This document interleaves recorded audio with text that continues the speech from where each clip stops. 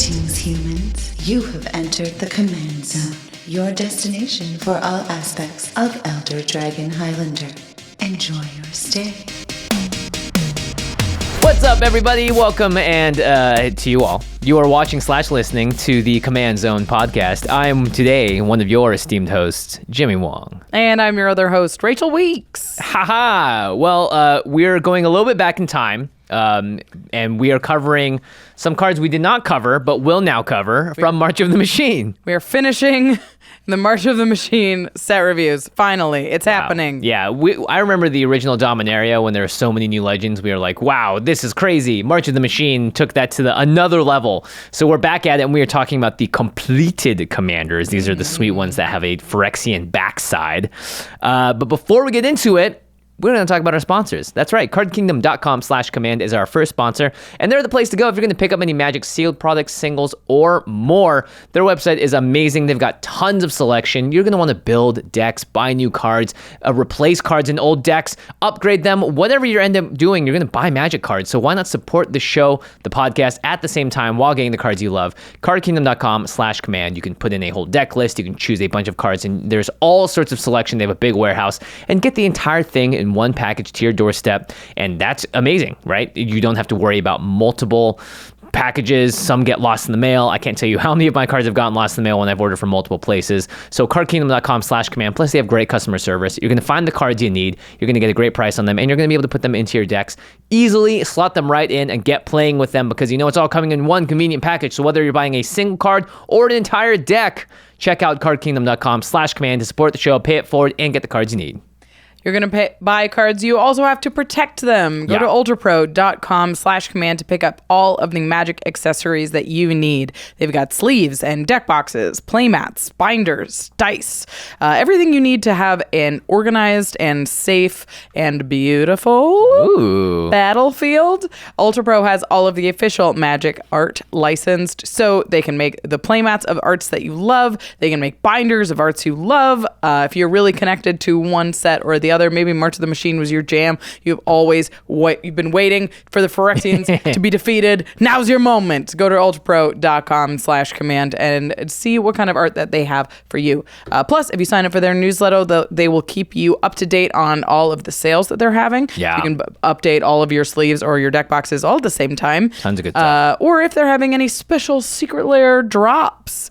Sometimes they will do coordinating playmats with Secret Lair sets that come out, and those go fast. So make sure you're going to ultrapro.com/command to stay up to date on the latest UltraPro products and deals. And the last way to support the show is directly at patreon.com/command zone. We love our patrons. We have a Discord where we talk to them every single day. We answer their questions. You can go in there and join our amazing community. And the only way you're going to get access to that and more is by heading over to patreon.com/command zone. One small extra fun perk is we shout out a lucky patron every single episode to dedicate to. So this episode is dedicated to Cody Simpson. Cody Simpson, you are the best. You rock.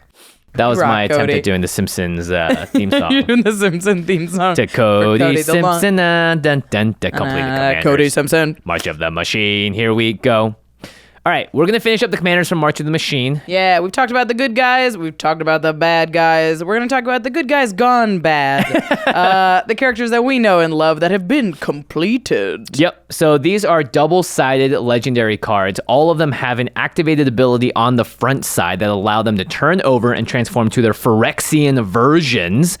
Now, note that the color identity of the cards isn't immediately apparent. They may look like one color on the front, but the Phyrexian mana symbol on them as well as the backside will show you what the actual color identity is. So that being in mind, you can actually play these in two-color decks for the most part. They're all two-color commanders, I believe. There are a couple of commanders that are not transform commanders. They are already Phyrexian, or they just are Phyrexian on their front. But there's a variety, mostly two colors this episode. Yeah. So the first one up to the plate. Welcome, Ayara, Widow of the Realm. And on the back, it's Ayara, Furnace Queen. So the way we're going to do this, we're always going to talk about the front side of the card first, and then we're going to talk about the back side of the card. So let's kick things off with Ayara, Widow of the Realm. This is 1 black for a legendary creature, Elf Noble. That's a 3/3, and she has the tap ability to sacrifice another creature or artifact. And Ayara, Widow of the Realm, deals X damage to target opponent or battle, and you gain X life, where X is the sacrifice permanent mana value, which can be found at the top right of every single card. And of course, like every other transform card we're going to talk about today, has the activate ability. In this case, it costs 5 generic mana and 1 red Phyrexian mana to transform Ayara, and you can activate only as a sorcery. And as is the case with all Phyrexian mana, you can either pay a red mana if it's a red Phyrexian mana, or 2 life. So you will find, if you ever play Limited for March of the Machine, that you almost never pay the Phyrexian mana. It usually costs 5 and then 2 life. So even if you are playing this black-red deck and for some reason haven't drawn a single mountain, you can actually still transform Ayara. And that's, again, the same with all of the other transform cards. Okay, so this is a sacrifice black-red deck. And not only that, it's also gaining you life, where X is the X life you gain, which is the mana value of the card you're sacrificing. So there's lots of things, turns out, that like to die in black and red. Yeah. With things that come with it, not just dying out of nowhere. They don't die for value. They die for mega value. They die on purpose. The top one is always going to be the Kamigawa Dragons. Is a great cycle of dies matter creatures.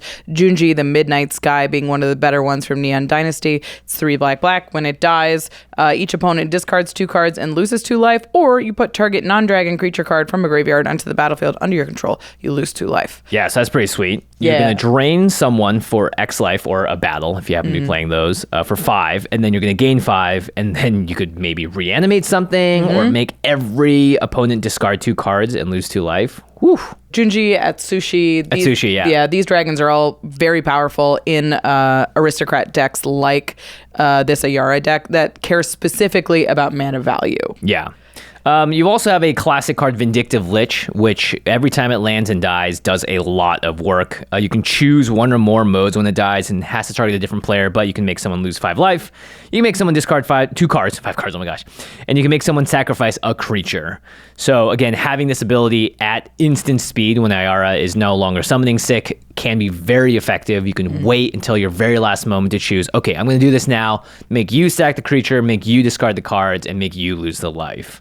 So again, dies triggers are not as plentiful as Enter the Battlefield ones, and they are actually generally harder to activate to get to, because you can't, unless you have a sacrifice outlet, things don't just get to die out of nowhere. But when you cast a creature, and it always will enter the battlefield. So as a result, you can see some really powerful effects with dice triggers. Yeah, Vindictive Lich is also great because it curves right around Ayara, right? So you cast Ayara on turn 3, you cast Vindictive Lich on turn 4, and Ayara is no longer summoning 6, so you can get moving. One I've liked lately is from the 40k decks. It's Chaos Defiler. 3 black-red for a demon construct. It's an artifact creature. It is a 5/4 with trample, and then whenever it enters the battlefield or dies, for each opponent, choose a non-land permanent that player controls, destroy one of them chosen at random. Wow, so that's 3 things it'll blow up both 2 when things. it enters? Yeah. For each, opponent. So it enters the battlefield. You're like, that's your scariest thing. That's your scariest thing. That's your scariest thing. You roll a die. Yours dies, right. And then you sack it, and you'll get it again. 2 things, and it's any non-land permanent. Yeah, that's pretty powerful.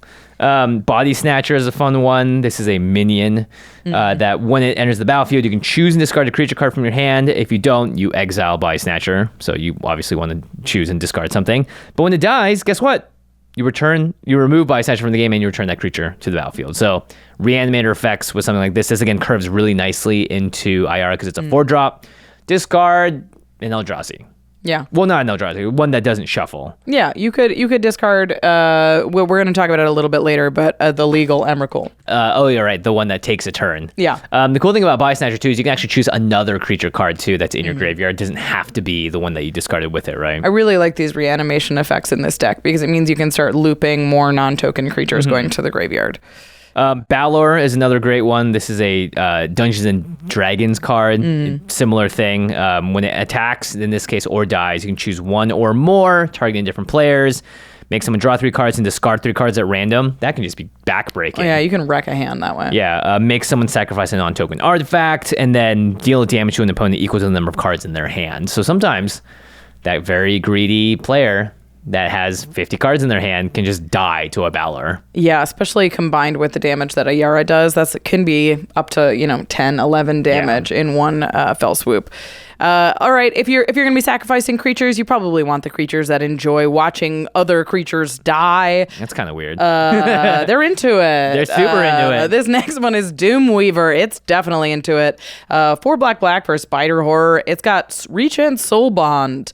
It says, as long as Doomweaver is paired with another creature, each of those creatures has. When this creature dies, draw cards equal to its power. Ooh. So if you can Soul Bond Doomweaver with something like a Balor, which is a 5/5, you could sack the Balor to Ayara, draw 5 cards, and get all of your regular dice triggers. And then if a new creature enters the battlefield, you can re-Soul Bond it with Doomweaver. I've drawn a lot of cards with this card, and it's... because new creatures keep entering, like right? Yeah. Yeah, that's pretty sweet. And in the deck that's sacrificing its own creatures, you really can't afford to run out of gas. Yeah, and Doomweaver notably is a 1/8, so this creature doesn't want to die because you only draw 1 card from it. But whatever it is attached to is going to draw you a bunch of cards. Is the idea that Doomweaver is like catching it in its net? I think so.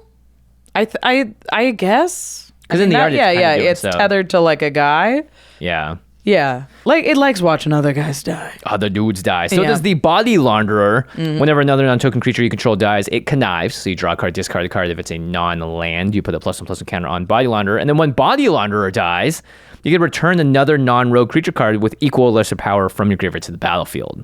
So you can just see the loop happening now. You're drawing, discarding, putting sweet stuff into the graveyard, and at some point you also sacrifice the Body Launderer to get that back. Or the Body Launderer just dies as something like a board wipe, and you get some sweet stuff back. A deck like this is probably going to want untap effects, so the more creatures that you can have bringing each other back and untapping and continuing the loop, the better, I think. Nightmare Shepherd and Kinzu of the Bleak Coven are both good in this deck. They do roughly the same thing. It's when another non-token creature you control dies, you may exile it, or you may pay 2 life and exile it, and then you make a token copy of it. That's a 1/1, yeah. They are token copies, which means they have the mana value of the creature that just died. And they'll get the ETB abilities as well. So this is great to just, again, recycle your Chaos Defiler and just keep going. Or your Body Snatcher or whatever. Yeah, keeps that chain moving. Now, obviously, the other part of IR that's pretty spicy is you can just make people lose a ton of life. And so you have high CMC, high mana value spells that can be cast for cheaper.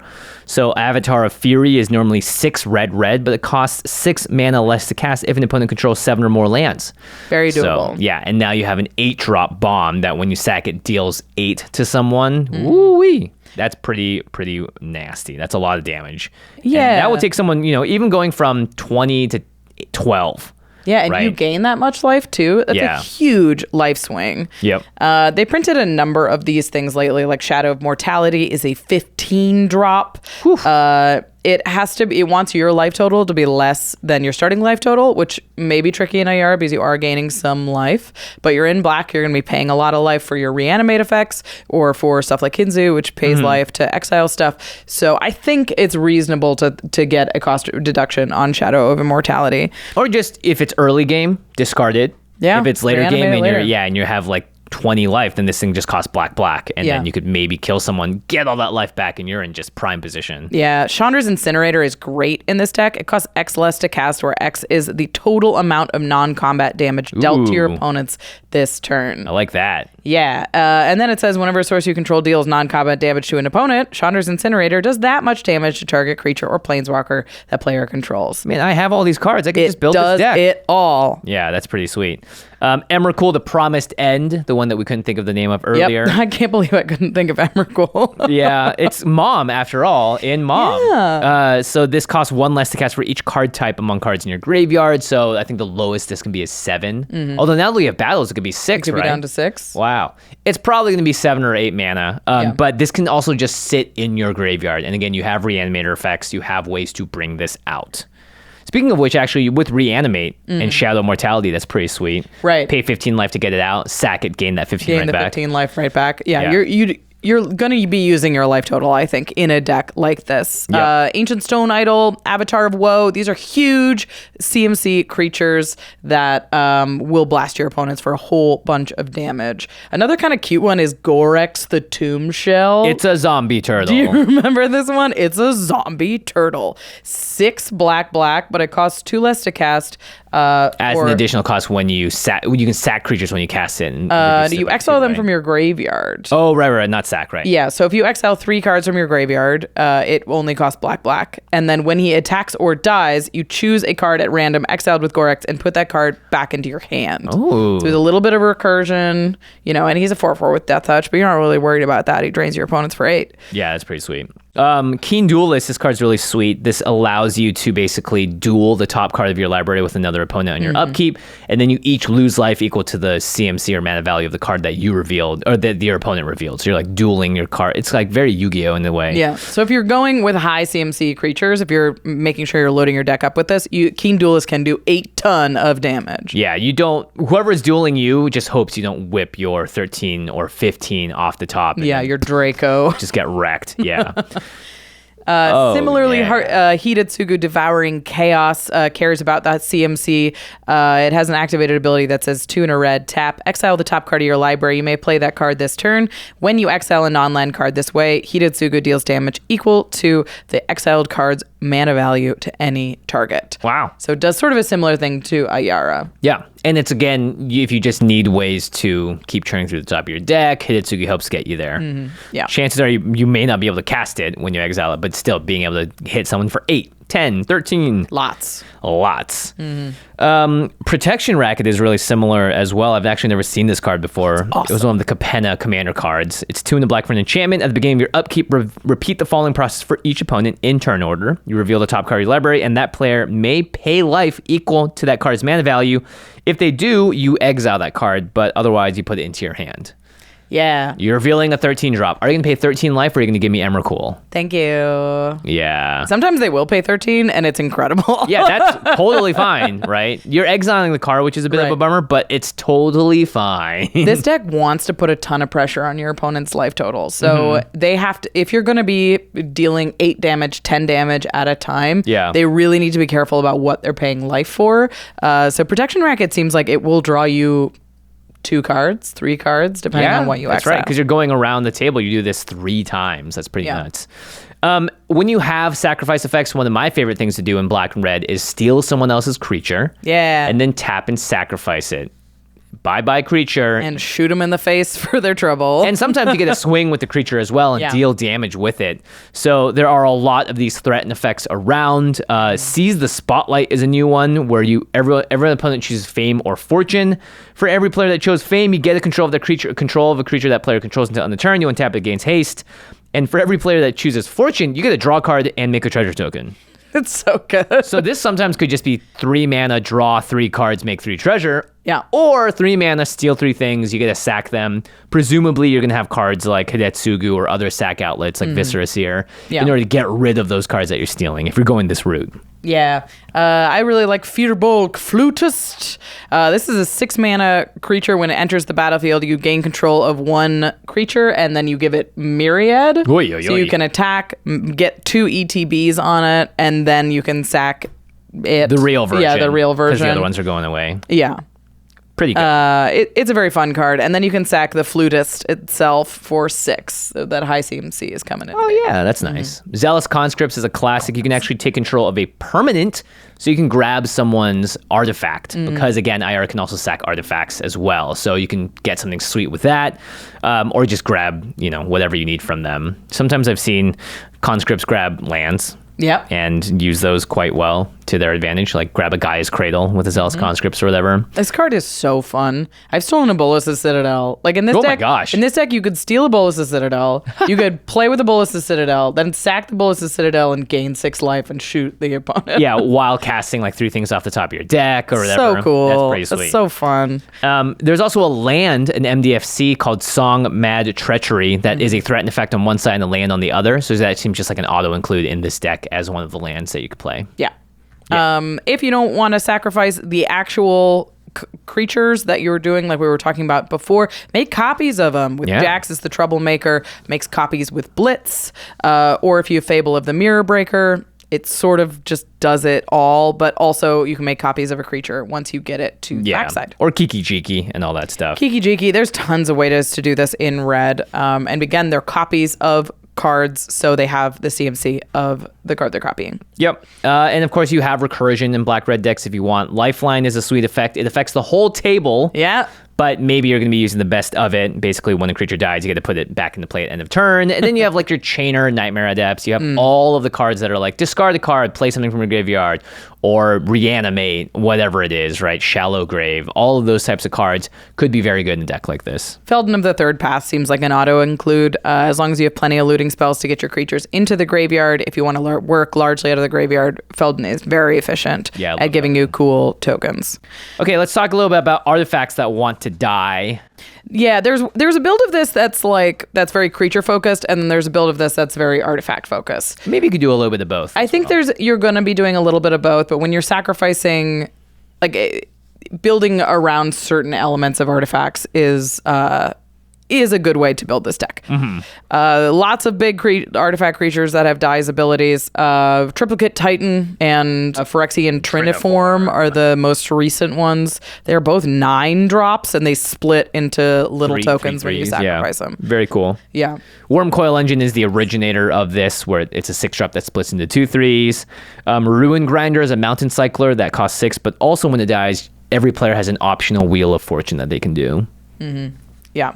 Pretty good.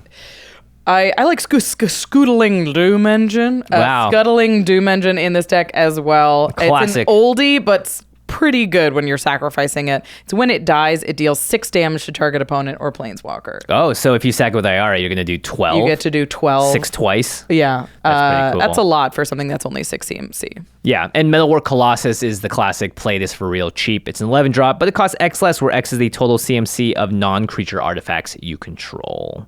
If you're focusing heavily on the artifact plan, I like Chiscoria Forge Tyrant. Yeah, you won a game nights with this card. deck. I sure did. It's got affinity for artifacts, but it is a 9-drop. That requires a pretty high density of artifacts to get the full value out of Chiscoria, but it seems quite good if you build around it. Yeah, very good. Combustible Gear Hulk does a similar thing to cards we mentioned earlier, where you're making cards off the top of your deck and someone can pay life for them. They actually have to choose before you reveal, which is pretty nuts, right? Especially if you're focusing on that high CMC thing. Yeah, they could potentially just take like 36 damage out of nowhere. Ugh. Yeah. And then you sack it and deal 6 more. Technomancer, when it enters the battlefield, mill 3 and then return any number of artifact creature cards with mana value 6 or less from your graveyard to the battlefield. So that seems pretty sweet to reanimate your Wormcoil Engines and all that stuff. Coveted Jewel is a card that has done a lot of work around the tables in the past, but now you don't want it to go to someone else so they can draw those cards. You cast it, you get those 3 cards, you can tap it for 3 mana, then you can sacrifice it before anyone else can steal it from you. Yep, it seems quite good in this deck. A classic for decks like this is Spine of Ishsa.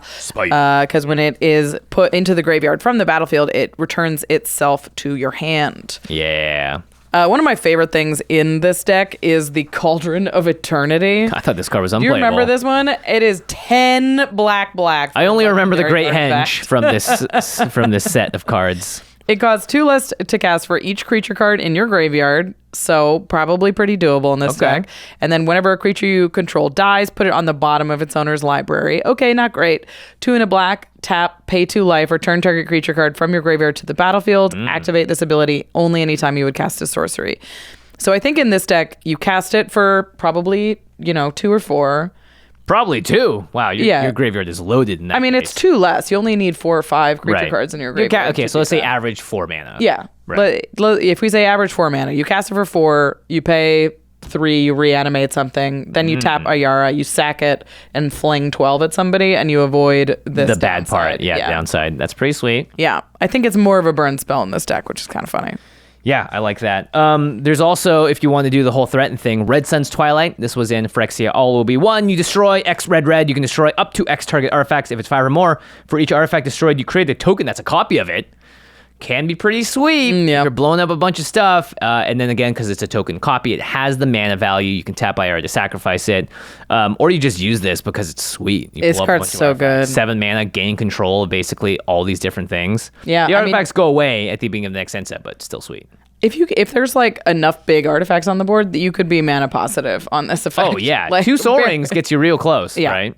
It's quite good. Treasure Nabber is also a classic. Anytime they activate one of their artifacts, I believe anytime they tap them, you get to gain control of them. Yeah. So you get to use them, and you get to sack the best one and never give it back. Yep. Dure Scrap Savant as well as Goblin Welder all do similar things to sack and give you stuff back.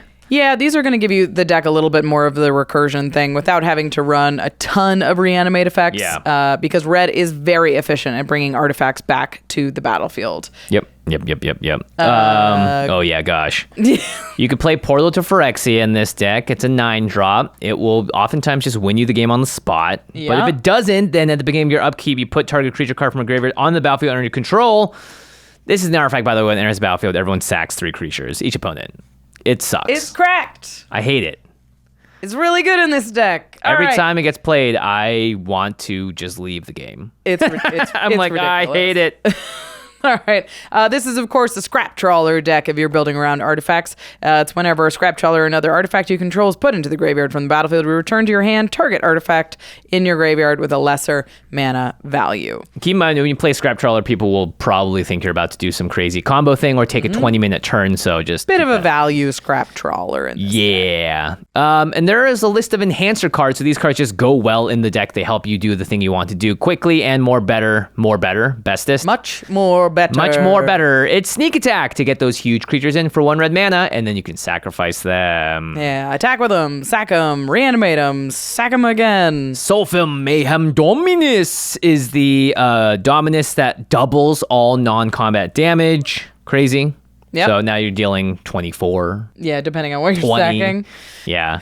Drivnod is also good if you're building around Dies triggers in particular. That'll double right. up on your Dies triggers. So probably better in the first version of this, but a lot of the artifacts that we talked about have Dies triggers as well. Yeah, and again, because when you tap Ayara, that's it. You do it one time and then she's kind of done for. Illusionist Bracers will allow you to do so again. Mm-hmm. And other cards that untap, obviously. Okay, let's talk quickly about the backside of this card. Ayara, Furnace Queen. So this is a 4/4 legendary creature Phyrexian Elf Noble, and again, it costs 5 and a red Phyrexian mana to flip it over. It says at the beginning of combat on your turn, return up to 1 target artifact or creature card from your graveyard to the battlefield. It gains haste.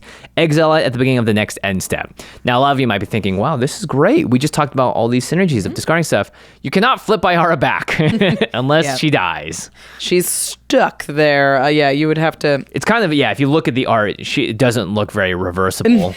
What has happened to Ayara.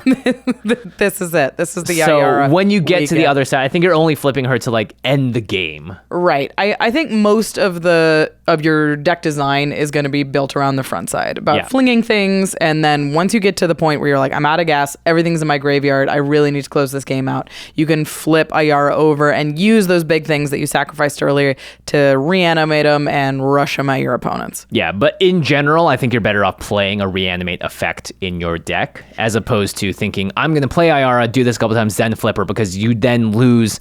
You basically can't build around both halves without having to sack Ayara or flickering it and having it come back on its front side.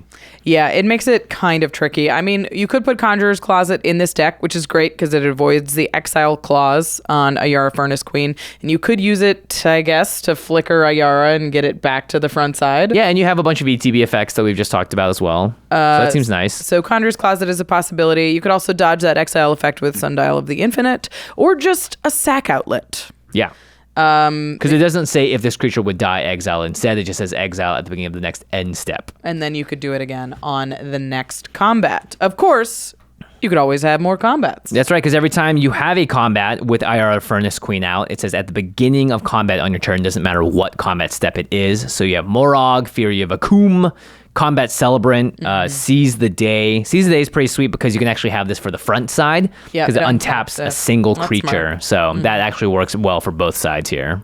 Cool. This deck is sweet. Yeah, it's really sweet. red black. Like, I like that it's a non-token aristocrat deck. You know, it really, like, you're trying to get big things coming in and out. It feels very much like a Feldon deck. Yeah, I might build it. The next one is big. It's red. It's Etali, Primal Conqueror. And the front side is 5 red for a 7/7 legendary creature, Elder Dinosaur. EDH, Elder Dinosaur Highlander, what they originally intended. It's got trample. When Etali enters the battlefield, for each player exiles cards from the top of their library until they exile a non-land card. You may cast any number of spells from among the non-land cards exiled this way without paying their mana costs. Wow. They were like, you know who's not good enough for Commander? Etali. Let's make it better Etali. Yeah, better Etali, which is crazy. You know, but players never get to attack with Etali because it's too scary. Yeah, have it do something when it enters the battlefield instead. Yeah, and it can't whiff. And it does the same thing that the other one does when it attacks, pretty much, right? Pretty much, except for like the first Etali just exiles the top. If you hit lands, you whiff. Right, yeah. This one, no whiffing. It keeps going, yeah. It for digs one deep. more mana. Yeah, so 2 more mana, right? No, 7. Yeah, it's just one more. Yeah. There is the activate ability as well for 9 and a Phyrexian green mana to flip a Etali, activate only as a sorcery. But just like Ayara, I think this is very much a front side of a card that we care the most about. So let's talk about the front side. Yeah, there's some really cool stuff that you can do with this Primal Conqueror. You first of all, you're definitely building Cast from Exile synergies into this deck. You're going to be doing it a lot, hopefully. So Passionate Archaeologist, that does damage equal to the CMC of spells you cast from Exile. Keeper of Secrets does a similar thing. And I particularly like Faldorn Dread Wolf Herald, which gives you a 2/2 green wolf whenever you cast a spell from exile or play a land from exile. Plus, you get a wolf. She's got a little like exile looter on her. Yeah, 1 mana tap, discard a card, and then exile the top card. You can play it this turn. So you're going to want to do that because this is a red-green deck and you want that exile synergy. Yeah. Top deck control, you have your classics with Sensei's Divining Top and Scroll Rack. Miri's Guile probably does a ton of work in this deck because it's just good on its own. You can make sure you're hitting your land drops. At the beginning of your upkeep, you can look at the top 3 cards of your library and then you can put them back in any order. So if you're like, oh my gosh, this is my main Etali hit, you can just keep putting that third from the top. Third from the top, second from the top, and then at the very top, when you are ready, minus the card you draw, when you're ready to cast Etali that turn and then cast whatever that is. Yeah, really controlling when you draw stuff and when stuff stays in your library is huge for this deck. And speaking of which, we're just going to do this a lot. I think when you have a commander that has this strong of an ETB, you just want it to enter the battlefield as many times as possible, which means we're going to have to build some sort of weird Gruul blink deck. Yeah. Now, a lot of you may be thinking, Kiki Chiki, Fable of the Mirror Breaker. However, that's target non-legendary creature. So you can't target the dino with it. But that doesn't mean that there are other cards that don't do the same thing. That's right. Yep. Rionia, Fire Dancer, 3 red. This card is just sweet. It's so good. At the beginning of combat on your turn, create X tokens that are copies of another target creature you control, where X is 1 plus the number of instant and sorcery spells you've cast this turn.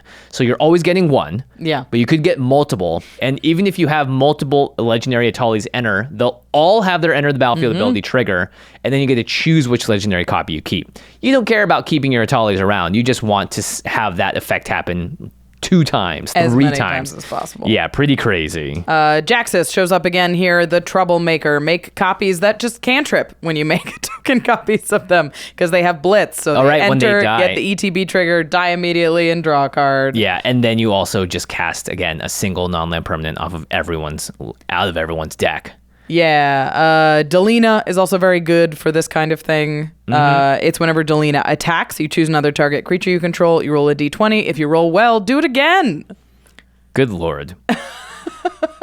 Twin Flame targets a creature. You can cast it to strive and do it more. But again, just copies a creature, gets you that thing again. Molten Echoes, naming dinosaur, gets you a spare dinosaur. Ooh, yeah. Bramble Sovereign, whenever a creature enters the battlefield, you can pay 1 in the green, and then that creature's controller creates a token that's a copy of that creature. It's kind of cool, actually, because you can do this for other players as well. I've never actually seen it happen effectively, but it is something you can do.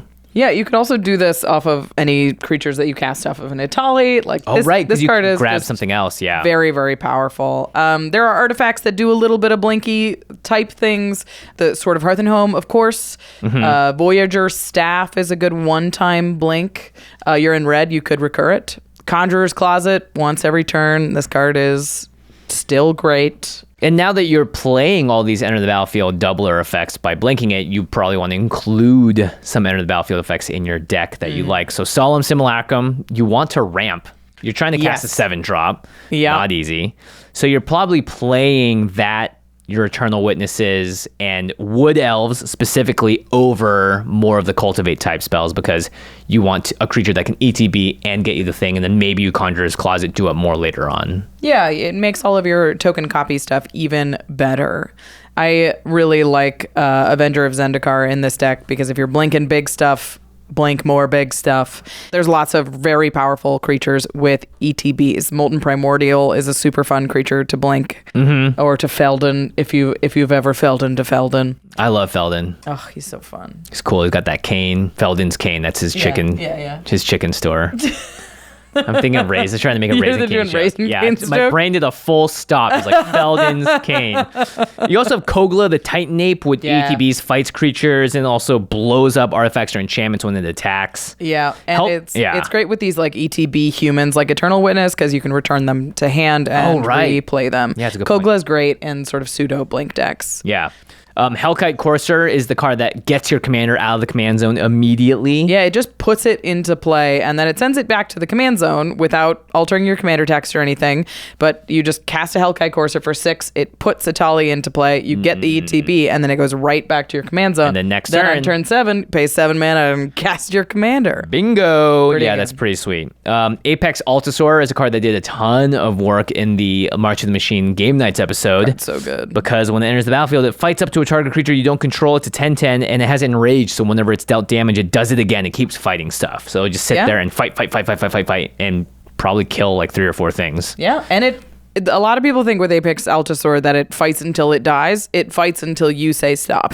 You're driving the Apex Altasaur. It fights up to 1. Yeah, it doesn't have to keep going. You've got a very high CMC commander, and there are some cool cards that reward you for that. Visions of Ruin is my favorite of the Visions of cycle.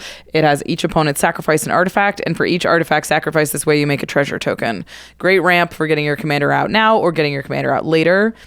I also like Majestic Genesis that has you reveal the top X cards of your library, where X is the greatest mana value of commander so you own on the battlefield or in the command zone. You may put any number of permanent cards from among them onto the battlefield. Yeah, kind of like what your commander already does. Yeah. So it's 8 mana this time, but you look at the top 7 and you can put, up to 7 permanents into play. Notably, with Visions of Ruin, it has that flashback cost for 8 red, but it costs X less to cast, where X is your mana value of your commander. So they just cost red to cast it again. But this is great because turn 4, you cast this, you can get 3 treasures. Guess what? Turn 5, you're going to have enough to cast Etali.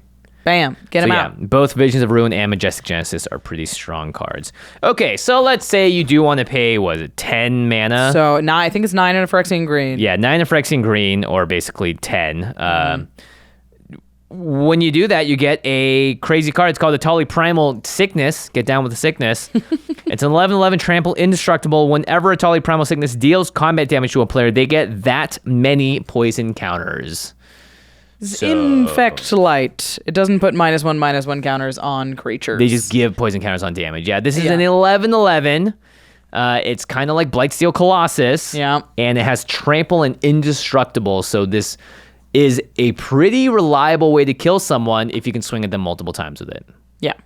And notably, transforming them, you will have controlled it. So if you flip it, if you have Etali, you flip it, you will be able to attack that turn. It will not doesn't have something exile it and bring it back. Yeah. It remains on the battlefield. Yep. But if attacking with this 11/11 Infect Trample Indestructible is too slow for you, you can also You can also cast Chandra's Ignition, which has target creature you control deals damage equal to its power to each other creature and each opponent. Unfortunately, because of the way that the poison effect is worded on Etali, it's not, again, going to put those -1/-1 counters on people. It won't one-shot infect them out with a Chandra's Ignition, but it will just do 11 to everything. But still 11. 11's good. Yeah, you can also fling this if you want to go with it, or you can play like Soul's Fire. Target creature you control deals damage to its power to any target. Yeah. There may be a chance that you play a Mana Geyser, which is 3 red, and you get a red mana for each tapped land your opponents control. You might have enough to play and flip Etali the same turn. Yeah. if you wanted to do that. Generally, the front side is a way better plan in Commander, and you'll just overwhelm the board with value. The nice thing is if you do flip it and waste all that mana and have a Conjurer's Closet out and you for some reason want to flip it back, then you can flicker it. But it's a lot of mana. I think you're only flipping this if you look at someone and go, I can just kill them this turn by doing so. Right. If you're down to the 1v1 and you're like, I can create this enormous threat, this will definitely break a stalemate. Yeah. The thing, too, that you have to be really careful about is because it's activated sorcery only, when you do this, every single person is going to be able to look at you and go, oh, they're about to flip their Etali or whatever their commander is. And Etali is indestructible on the back, but not on the front. So if someone just has a kill spell, they can kill it with the trigger on the stack after you've put in 9 and a green Phyrexian mana in. Right. So that is the worst possible thing for you to happen, right? You're like, okay, here we go, gonna flip this Etali, pay 9, trigger on the stack, someone kills your Etali. You've just wasted 9 or 10 mana and done absolutely nothing because you told and showed everyone what you were about to do. Right. So you have to be careful with flipping these because we're talking about the front as if it's so much more powerful. It is. It is. But your opponents are often going to be scared of the backside of this kind of card. So they are going to be ready with removal spells. You have to understand that the back side of your commander is a Blightsteel Colossus. Yeah. So people don't like that. Yep. Yeah. So don't leave yourself open to removal. That's why we're going to reliably playing these on the front side. Yeah. All right, let's move on to the next card. This is not a flip card. This is just Phyrexian top to bottom, beginning to finish. Was Phyrexian, is Phyrexian, will forever be Phyrexian. Through and through. Yeah, so sorry. It's Glissa, Herald of Predation. Was Glissa, she was just like an elf beforehand, like a zombie elf, right? Yeah. So she's been turned. She was like, didn't she volunteer to be completed? Maybe Did I make that up? Maybe that's why she is just straight up. Yeah, she's been completed for a while. Yeah. Cool, Glissa, cool kids club. So this is 3 a black and a green for the best limited card of all time. It's a 3/5 Phyrexian zombie elf. At the beginning of combat on your turn, choose 1. You can incubate 2. So you create 2 incubator tokens that are artifacts with 2+1/+1 counters on it. You can pay 2 mana to flip those over. Yeah, or incubate 2 twice. Yeah, incubate 2 twice. Sorry. So you get 2 of those. Or you can transform all incubator tokens you control. Or Phyrexians you control gain first strike and death touch until end of turn. Ooh, that is the scariest combination of keywords. Yeah, so this is a very specific commander. It does not have the same power level nearly as close as the last 2 we just talked about, but it's still a very good card. And you may find that you just want this in your 99, but let's talk about it as your commander. Yeah, there's a lot that's going on here, but I think the primary thing that's easiest to build around as a commander is the Phyrexian effect. Phyrexians you control gain first strike and death touch. I think this is likely a Phyrexian themed deck. So if you want somebody at the helm of your Phyrexian army, of which there are some very cool, very powerful cards. Yeah. She's a great option. Yeah, because you're not really going to want to incubate 2 twice or transform your incubate tokens unless you are also building specifically around that. Right, unless you're building a very specific like incubator +1/+1 counters deck, which there's probably better +1/+1 counters commanders that have the similar flavor. Yeah, so first strike and death touch to all Phyrexians, making them practically unblockable because no one wants to die to that. So let's talk about some Phyrexians that you can put in this deck. There's tons of them, and I didn't realize sweet. this.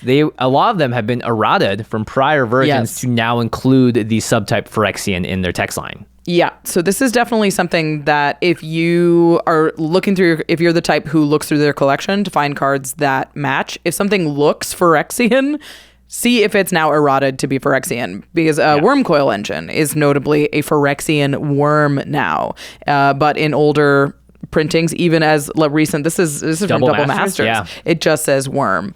So make sure that you know, like if it looks Phyrexian. Yeah, jump on Scryfall and look up creature type Phyrexian, and you will see a lot of new cards entering that list. For instance, Shieldred, Whispering One. It just used to say Praetor, but turns out all the Praetors are Phyrexian. And in some of the arts as well, you'll see the literal Phyrexian symbol, I think, in the text box. So Shieldred is also a Phyrexian that you can put into this deck. Yeah, Massacre Worm is a Phyrexian worm as well, and a great one in this deck. Oh, yeah. I used to think that, like, recently, it was like Massacre Worm's kind of fallen out of favor. It was No like way. lower lower in prices, and then I died to it, and it was like, oh yeah. Well, the thing is, it's 3 black, yeah. black, black, so you can't play it in every single deck. Yep. So that's also why. But it's one of those cards that it can just come down and make someone lose 16 life on the spot because it kills so much stuff by making creatures. It's like, oh, you're so far ahead. You're so far ahead. Your board state's crazy. Oh my god, you Massacre died. worm. You're dead. Dead. You're dead.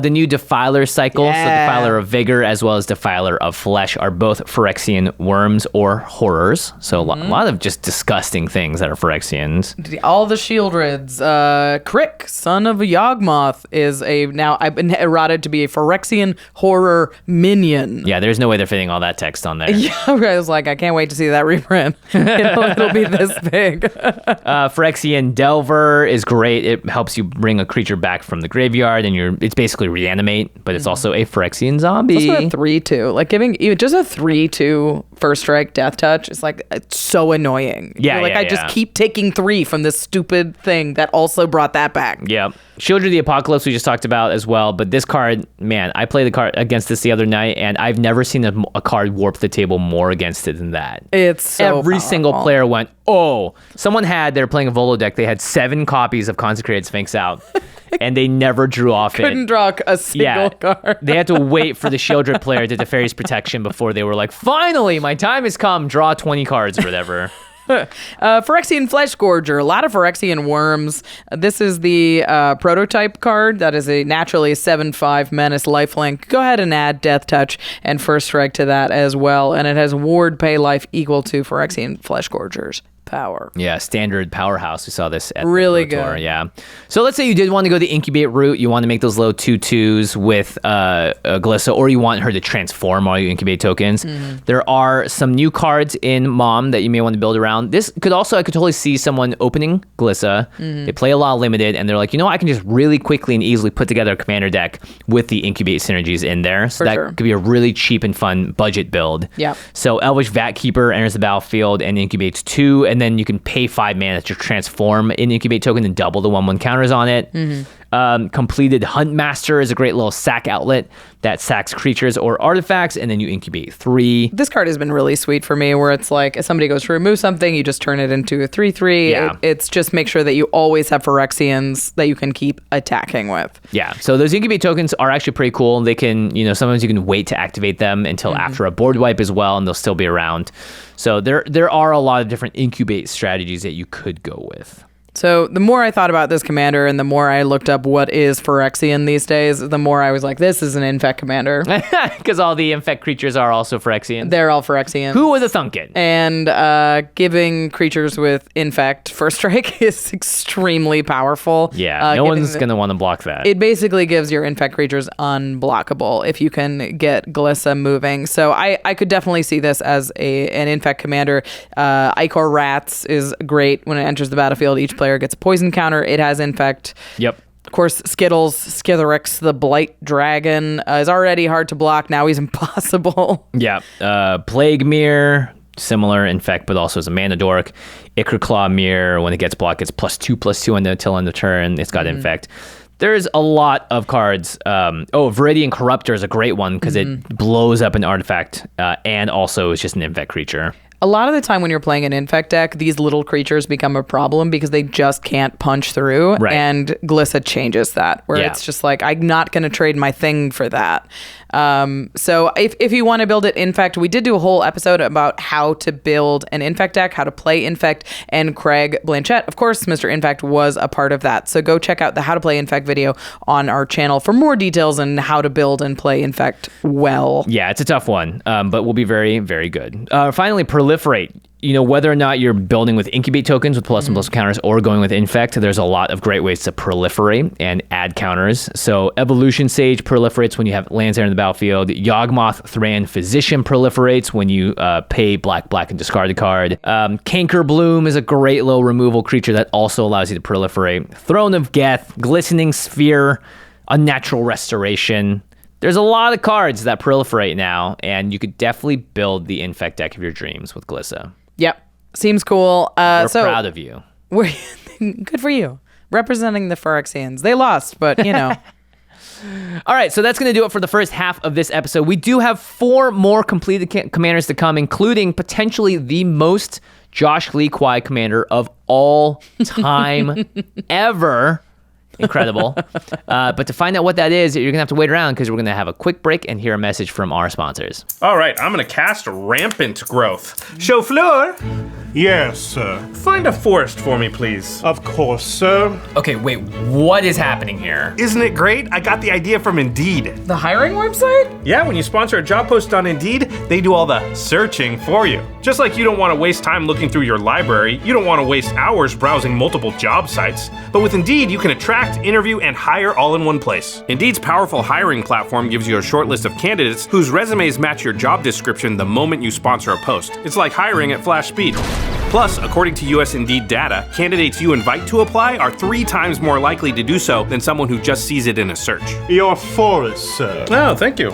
Jordan, if he's making you do this against your will, you can tell us. I just like the word chauffeur. Okay, you do you. Start hiring now with a $75 sponsored job credit to upgrade your job post at Indeed.com/CommandZone. Offer good for a limited time. Claim your $75 credit now at Indeed.com/CommandZone. Again, Indeed.com/CommandZone. Terms and conditions apply. Need to hire? You need Indeed. Hail! I am Sakashima of 1,000 Faces, the cloning connoisseur. When you copy a creature, you can get major discounts on a massive 8-drop. But these days, the true master of discount duplicates is RAYCON wireless earbuds. So many audio products overcharge for their fancy name brands, but RAYCON offers an affordable clone with the very same top-tier sound. And their earbuds come with many rogue-friendly features. Awareness mode helps me stay vigilant, while the simple tap functions give me instant speed control. And with inflation breathing down my 1,000 necks, RAYCONs were the ideal purchase. They even offer free returns and buy now, pay later options. So it's no wonder they have over 50,000 5-star reviews. Of course, my favorite thing about RAYCONs is using them to make my clone calls. Hello, this is actual coma, not a clone. I'd like to order 1,000 anchovy pizzas, please.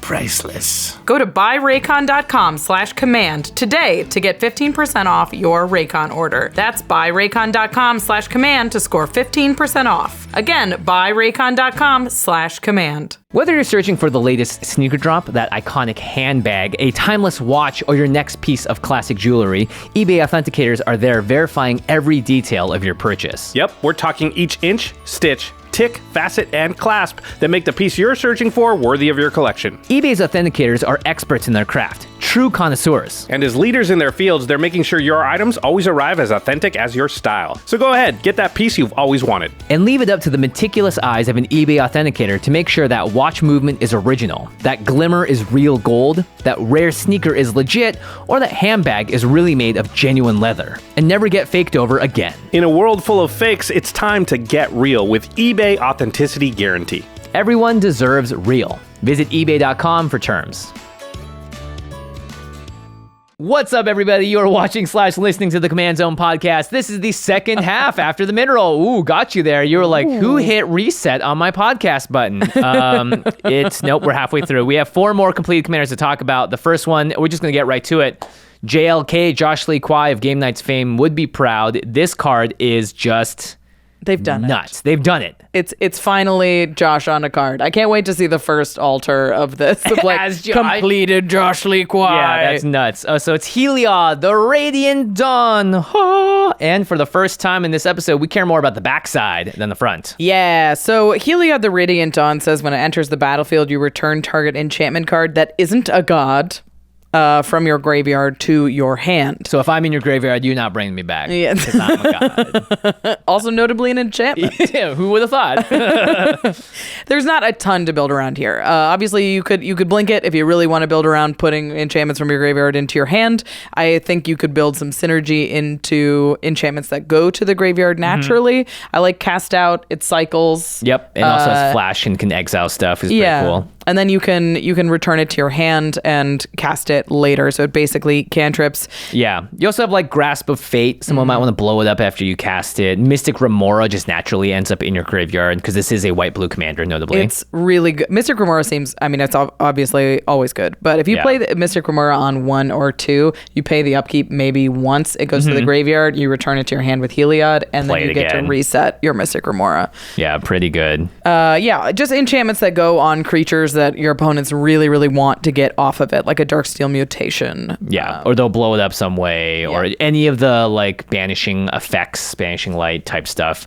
Those enchantments often do find their way to the graveyard after someone destroys it. They want their stuff back or whatever. Again. Front side of Heliod, we'll buy it back to your hand. Yeah. Not impressive. Not super crazy. But the important thing here is the transform ability. It's 3 and a blue Phyrexian mana to transform Heliod into Heliod, the Warped Eclipse. It's a legendary enchantment creature, a Phyrexian god, a 4/6, and it says you may cast spells as though they had flash. It's Vidalcan Orrery. It's Vidalcan Orrery on a card. And the other line of text, which really takes us from, oh my goodness, to ridiculous, is spells you cast cost 1 less to cast for each card your opponents have drawn this turn. Oh my god. So just naturally, all your spells will cost 1 less because someone draws a card for their turn, and your spells have flash. So if someone is having a turn where they draw 20 cards, your spells now cost 20 less to cast. Right. You do kind of, if you're playing against Heliod, you do kind of have to be careful with how many cards you're drawing. If there's a transformed Heliod on board, like maybe you're not running out your Consecrated Sphinx. Yeah, because that sweet, sweet value that you're getting is actually going nuts. Because let's say it's not even your turn. Heliod passes the turn to Rachel. I have a Consecrated Sphinx out. Rachel draws 1. I draw 2. That's a total of 3 cards that the Heliod's opponents have drawn. So now there's a reduction of 3 around the table for him or her to play their spells. Yeah. Crazy. Super scary. But if you are the one piloting Heliod, the Warped Eclipse, you're going to want your opponents drawing some cards. A lot of them. So your spells cost 20 less. Yeah. 30 less, 40 less. So you actually don't care about cards that allow your opponents to draw because you're going to be able to really benefit from that. Mm-hmm. So I think this deck runs effects that give some value to your opponents because you know that your cards cost so much less. So you want stuff like Quain, Iterant, Meddler. Itinerant Meddler. It is Iterant, though, because you're going to activate this a bunch and everyone's going to think, oh, how sweet. They're letting me draw cards. And then you draw a card, gain a life, and then the Heliod player cackles. And they're like, oh, good thing my spells cost 4 less to cast now. 1 from your draw step and 3 from this little harmless bunny wizard. Yeah, there's Cut a Deal, 2 and a white for a sorcery. Each opponent draws a card, then you draw a card for each opponent who drew a card this way. Yeah. So again, you would never play this card normally because it's like giving everyone a card draw and then you get to draw some. That's not great. But in this case, it is making everyone draw cards and you're going to draw a bunch. Yeah, as a result. And it's only going to cost 2 most of the time. You're going to cast it on an opponent's turn. They'll have drawn a card for... Oh, right. It's going to cost 1 less already. It'll cost 1 less. Yeah. So it'll only cost 2. Everybody will draw 1. You'll draw 3. And then your spells will cost 4 less to cast. Yep. And don't forget, you have Vidalcan Orrery on your commander. So these sorceries are instants. Mm-hmm. Prosperity, X in the blue. Each player draws X cards.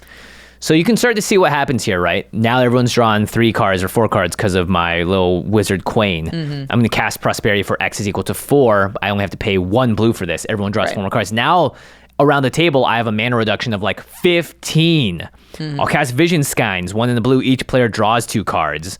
I'll have a Lore Broker out to make everyone draw. I'll have a Howling Mine so that everyone's drawing more. I'll have a Teferi's Puzzle Box so that on their upkeep, their draw step, they put the cards on the bottom of their library and then they draw that many cards. There's Wheels is the way that you really, really reduce the casting cost of your stuff. The best one in this deck is Days Undoing. It's incredible. It's 2 and a blue. Each opponent shuffles his or her hand or graveyard. Each player, shuffles his or her hand and graveyard into his or her library, then draws 7 cards if it's your turn and the turn. Good so thing, typically bad for you. Good thing it's not your turn. It's flash speed. You cast it for 1 in the blue. And then you somehow draw a windfall from that. Sweet. Everyone discard your hand and then draw cards equal to the greatest number of cards a player discard this way. Mm-hmm. So now you have let's say 7 was the number. You have 7 times 3, 21, and then you cast a windfall. That's another 7 times 3. You have a mana reduction of 42. Now what do you cast? Well, let's cast some big stuff. A cool one in this deck is Fascination as a win con because it's also an enabler. It's blue X for a sorcery. It says choose one. Each player draws X cards. Great. We know that's the kind of card that you want in this deck. And then each player puts the top X cards of his or her library into his or her graveyard. Oh, so it can mill everyone. So yeah, you can, if you have that huge reduction already, you can mill a ton of people and then maybe cast your Vision Skies. Or you just be careful not to deck yourself because you are often included in these things. Right. Because you have the ability, again, your X is now 30, 40, 50, whatever it is. White Sun's Twilight. Gain X life for X white. Create X/1/1 might artifact creature tokens with Toxic. And then if X is 5 or greater, destroy all other creatures. Yeah. So on your end step, before my turn, my spells all cost 21 less to cast. I'm going to gain 21 life. I'm going to make 21 mites, and then I'm going to kill everything else. Destroy all. So that's lethal on 2 people if they don't have any infect damage. Yeah, already. pretty sweet. Any X spells really just do a ton of work here. Finale of Glory creates soldier tokens, but if X is 10 or more, you also create 4/4 white angel creature tokens with flying and vigilance. You can imagine if you untap with this, you generally would just win on the spot. Right. Pretty good. This is very easily an approach to the Second Sun deck. You're going to see a lot of cards. You're going to get through 7 very quickly, and it's going to cost and draw it again. Very little amounts of mana. Yeah. So I could see this being an approach of the Second Sun deck. Reminder that that's not always the most exciting way for a game to end. Yeah, and don't forget, you can also just cast colorless cards. You don't even have to care about colored mana. So Portal to Phyrexia, flashing that out with your Heliod for 0 mana is devastating. Oh, yeah. Blightsteel Colossus can come out for 0 mana or 1 or whatever. Yeah. Emrakul, the Promised End, could come out at someone's end step, and then you just take their turn. This is disgusting. Yeah, this commander is completely insane. It's very, very, very powerful. It's very good. Everybody's going to be drawing a lot of cards, so it's the kind of deck that's going to make a supercharged game. And you're going to want to make sure that you're taking advantage of all of the value everybody's getting. So you're probably going to want like a Council of 4 or a Fairy Mastermind. Whenever an opponent draws their second card for turn, you also draw. Whenever they cast their second spell, you make a Knight, a little bit of defense. Yeah, if you play Smothering Tithe plus a wheel effect, you're going to make a billion treasures as well. And as we just saw, there's a lot of X white spells or blue. And so actually one thing that you have to be careful of is make sure you have the colored mana pips. So Smothering Tithe gets you there by being able to create mana of any color with those treasures. Chasm Skulker is real strong in a deck like this. Whenever you draw, you put a counter on it. When it dies, you make that many 1/1 Island Walk Squids. Ooh, yeah. Again, it's an instant speed threat that can grow super fast that turn you play it or flash it out. This deck also doesn't have a ton of defense. You're putting a lot of effort into a lot of card slots into everybody drawing and these big colorless threats. So and your first few turns are like ramp, Heliod, flip Heliod, wait, hope he survives. There are some clunky turns in the beginning here. Yeah. So having some things that'll come down early and give yourself a little bit of defense is helpful. That's why the wheels are so good though, because you might empty out your hand early just to protect and keep Heliod out, and then you want to reset, get going now that you have flash speed and just go nuts. Yeah. Psychosis Crawler is also a win con. Great Every time you draw a card, each opponent loses a life. So at that point, when you're just wheeling constantly, you might redraw your wheel or draw another one. Keep going. The day has been undone. Your opponents are dead. Yeah, this is a wild commander. It's definitely a glass cannon. If you can make it happen, it's going to really happen. Yeah, it's going to really happen. But if your deck doesn't do anything, it's not going to do anything. Yeah, exactly. You will see a lot of cards. Yeah, you might see people also just remove on site on the front side as well. So just be ready for that, because it only takes one time for you to do the thing that people go, oh my gosh, this is ridiculous. This deck probably wants a flawless maneuver and a what's it, the force free of negation. Yeah, you just want free defensive spells, because you're going to sink a lot of mana into your commander in those first few turns. You're going to want to protect them. Yep. Okay. Let's move it on to another familiar friend lost to Phyrexia. The glistening oil. It finally has all 5 colors though, right? It is. The first one. Yes, it's Omnath, Locus of All. So this costs Wooburg, but instead of the black costing black mana, it's a Phyrexian black mana. So it's white, blue, red, green, and then either 2 life or a black mana. It's a 4/4 Phyrexian elemental. If you would lose unspent mana, that mana becomes black instead. Pretty cool. Ooh, pretty cool. Which is similar to the very first Omnath, the mono green one. Right, yes. And then at the beginning of your pre-combat main phase, so this is untap, upkeep, draw, beginning right there at the beginning of your pre-combat main phase, look at the top card of your library. You may reveal that card if it has 3 or more colored mana symbols in its mana cost. If you do, add 3 mana in any combination of its colors and put it into your hand. If you don't reveal it, put it into your hand. So a little confusing. You are looking at the top card in your pre-combat main phase, and you can reveal it if it has 3 or more colored mana symbols. Now you may be thinking, oh, this needs to be like a black, white, green card or whatever. Nope. 3 or more colored mana symbols can also include cards like Avacyn, Angel of Hope. Which is white. White, because it's 3 colored mana symbols. Invoke Despair, which is black. 3 colored mana symbols, or it can be a combination of 3 different colors, or 2 colors in one. It could be green, black, right? Or any of those, as long as it has 3. But the floor on it is you just draw an extra card. Yep. Which is like, if you look at the top card and you're like, this doesn't have 3 mana symbols, it's a land, you draw an extra card regardless. Yeah, you don't have to reveal it either. Yeah. You keep that. You can keep that a secret. I think this is kind of a fun build for a Karuga deck because you really want the deck to be pip heavy. It seems like you could do a 3 CMC tribal thing, which That'd is be pretty fun. Cool. Yeah, exactly. And I like Karuga. She's a cutie. Karuga is a big old cutie. It's a dinosaur hippo. Everyone's favorite combination. What more could you want? Yeah. So obviously, if you're playing with all sorts of different colored manas in your cards, you're going to need a mana base that can support it. And so being able to tap for multiple colors, having access to all those colors is going to be really important, especially if you're trying to also cast Omnath as early as possible. Yeah, the mana base in this deck has to be very strong because it's high pip cards, it's a 5-color commander, and your mana all disappears and becomes black. So colored mana is extremely important.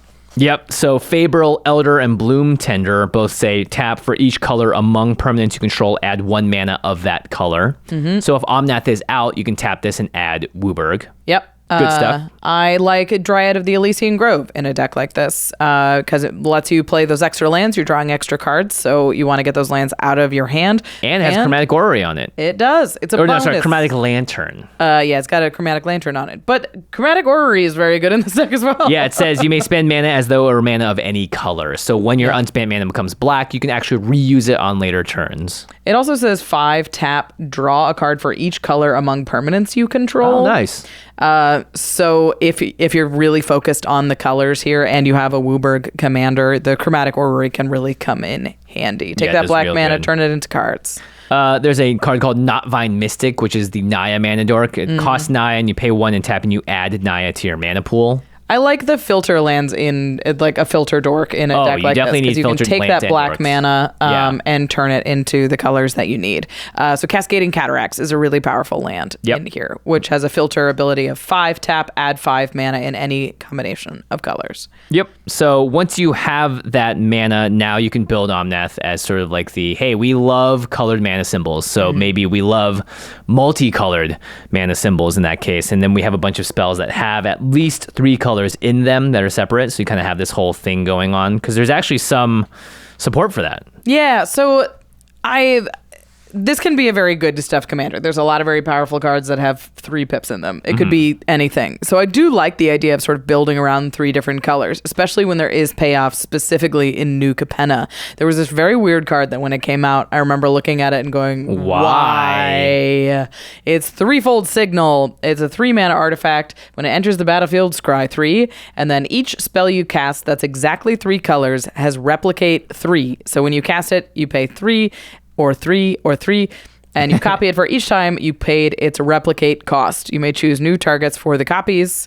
A copy of a permanent spell becomes a token. So 3-volt signal is also just a traffic light. It's a stoplight. It's a stoplight. It's got 3 colors on it, red, yellow, and green. But in this case, it cares about having 3 colored spells specifically in your deck that you're calling. Right. It has to be exactly 3. There's also a meeting of the 5, which I'm a little less excited about. It's 3 Wooburg for a sorcery. Exile the top 10 cards of your library. You may cast spells with exactly 3 colors from among them this turn. Add white, white, blue, blue, black, black, red, red, green, green. Spend this mana only to cast spells with exactly 3 colors. So yeah, if you're going that route, then you're not putting your Avacins in this deck. No. You are just trying to get cards that are exactly 3 colors. And I guess that is all, like the Maestros and all the families Obscura are all 3 colors in Capenna. Just so happens to work well with Omnath as well. Yeah, there's some very cool 3-color spells. Like Villainous Wealth is an awesome card that I'm always looking for a reason to put into decks. And it's a good thing to channel all of that black mana you're not using. Wins you the game usually, pretty much on the spot. Yeah. Void Rend is a removal spell I'm getting higher on. It's white, blue, black. It can't be countered and destroy target non-land permanent. It's on an instant. I think the text this spell can't be countered is getting better and better the more they use Ward. Ooh, right. Because Ward counters stuff. So if this spell just dodges Ward completely. Nice. Yeah. Endless Detour is a Bant card. These are all Capenna cards, by the way. Yeah. Owner of target spell, non-land permanent, or card in the graveyard puts it on the top or bottom of their library. So you can buy back something from your graveyard, or you can make someone tuck something or just get it out of the way for that turn. Yeah, or counter it. Yeah, or counter it. It's a super flexible spell at instant speed. Wargate is a Bant tutor that allows you for X and Bant to search your library for a permanent with CMC X or less put into play, then shuffle. And then you have all the charms. The Riveteer's charm is pretty sweet. Allows you to exile graveyards or exile top cards of your library and then play them, or make people sacrifice creatures or planeswalkers. Whirlwind of Thought is a spell that's always been amazing, and it's white, blue, red, white. One blue, red, white. Yeah. Oh my god. For an enchantment, whenever you cast a non-creature spell, draw a card.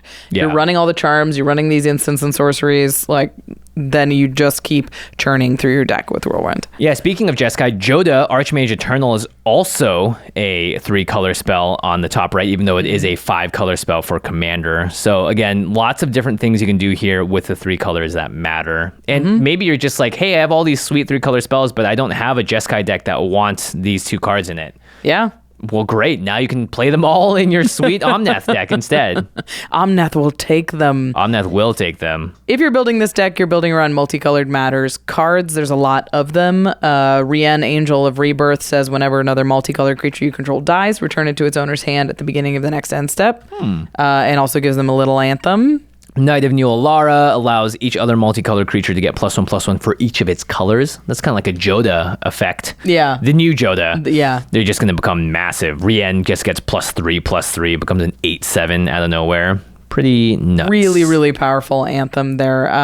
Mana Cannons is 2 and red for an enchantment. Whenever you cast a multicolored spell, it deals X damage to any target where X is the number of colors that spell is. Ooh. So anytime you cast any multicolored spell, which if you're building this version, you're all of them. You start shooting creatures and faces for damage. Tome of the Guild Pact, 5 mana. Whenever you cast a multicolored spell, draw a card, and you can tap it for a mana. General Ferris Rockrick. It sounds like a Pokemon. Text-proof and monocolored, and whenever you cast a multicolored spell, you make a 4/4 golem. Nice. And like I said before, you could do just a very... White as your pips, or white, blue, or whatever. But there are a lot of sweet creatures out there that have at least 3 colored mana pips in their mana symbol. Yeah, I could see this being like a legendary matters deck where you take a bunch of commanders that you like that are 3 colors and stuff them into the deck. Omnath just at the front of it. Yeah, there's a ton of sweet legends and a lot of legendary support these days, so I could absolutely see that build. Yep. You could do 5-color matters. There was some support that came out for that in Dominaria United. Yeah, there's a lot of different things you could do for 5-color matters. The new Joda, like we talked about, Jared Carthalion. Don't forget, you're also getting mana back when you reveal these cards, so you should be able to cast them that turn too. Right. So there is a lot of sweet things you could be doing here. Yeah, and a lot of them are very, like if they're Wooburg, they're often very, very powerful, and usually just that. They're like, they're Wooburg +1, maybe. The Kami War was this incredible saga that was such like a, if you got to do it in limited, you were like, Yeah, you exile things, you return them from your graveyard or return people's hands, and then it exiles them, becomes a sweet 6/6 dragon. Yeah. Ramos Dragon Engine is pretty cool too, because whenever you cast a spell, you put a +1/+1 counter on Ramos for each of that spell's colors. Yeah. So you could just get tons of mana and then remove those counters from Ramos to add what's that big Progenitus, yeah. You're just adding Progenitus mana. I got a case of Progenitus. I take Progenitus every night before bed. She can. Doctors recommend Progenitus. It's the cure-all. There's also a really funny build of this deck. I didn't think about this. That is just mono black. I love this version because you get to use like sort of green ramp spells and tutors and stuff. And there's tons of spells in black that also have black, black, black in the mana cost. So then you can draw it from Omnath and add that mana. Add black, black, black, and then they're so much cheaper to cast. Like Bolus's Citadel is black, black, black. Necropotence is black, black, black. Right. Villas Broker of Blood, black, black, black. Kirik, Son of Yawgmoth, for black, black, black, black, black. Massacre Worm, black, black, black, black. No, black, black. No, 3 black, black, black, black, black. Black, black, black. Peer into the Abyss, Ayara, Machias, the Unhallowed, black, black, black. Black, black, black. Razaketh, the Foul-Blooded, black, black, black. And then I guess if you're doing that, you can also play Cabal Coffers, Orborg, Nykthos, and then you're just adding tons. I mean, how do you ever play Omnath in this mono black deck? You go find Cascading Cataracts.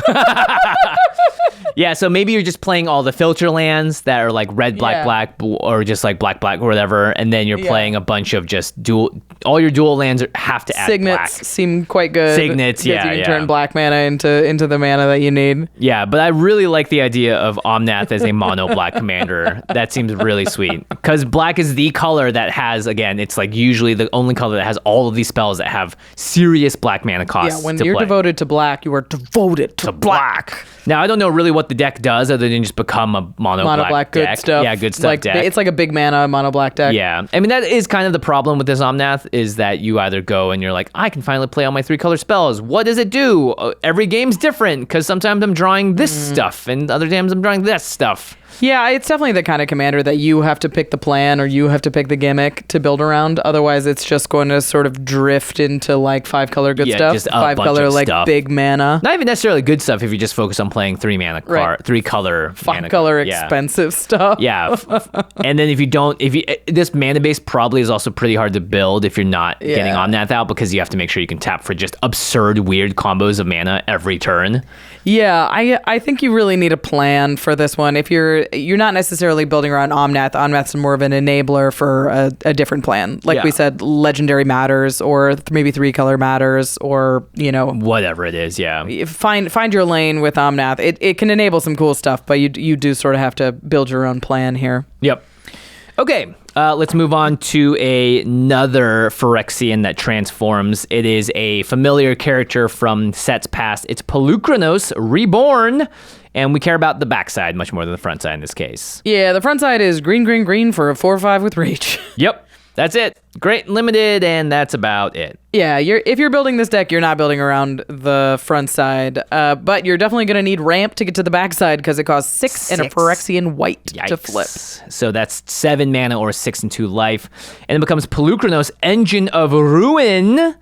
Looks pretty sweet. It's a legendary creature Phyrexian Hydra that's now a 6/6 with reach and lifelink, and whenever Polukranos of Engine of Ruin or another non-token Hydra you control dies, create a 3/3 green and white Phyrexian Hydra creature token with reach, and a 3/3 green and white Phyrexian Hydra creature token with lifelink.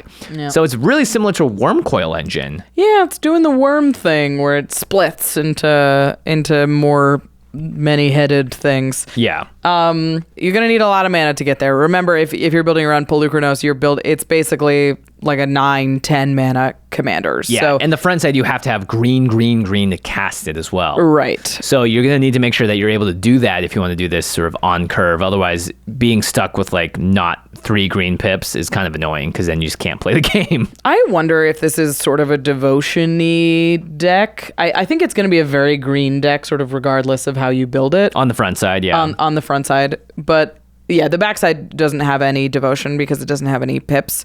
But to make a lot of mana in green really fast, you tend to use mana dorks. You use elves, and Circle of Dreams Druid and Karametra's Acolyte are some of the best ways to make a ton of mana extremely quickly. Right. And with your commander having 3 green pips in it, you cast Polukranos, you cast Karametra's Acolyte, you immediately have 4. Right. It immediately tests for 4. You have Nykthos as well and stuff. And here's the thing, if you are playing the Hydra deck, because this cares about Polukranos or another Hydra dying, a lot of those have green pips. Right. It's going to be heavily green decks. But either way, you're going to need to find ramp to get to Polukranos Engine of Ruin. The funny thing about that is you need all this ramp to get to the backside. And then I think the best way to play this deck is to cast Hydras for 0. Right. So because it says whenever Polukranos or another Hydra non-token dies, you can just have a creature die if it's a 0/0 with an X cost, and you just cast X is equal to 0 because it enters the battlefield, is the 0/0, instantly dies, but then would trigger Polukranos immediately. And then you get 2 worms for a very cheap price. Yeah, for like green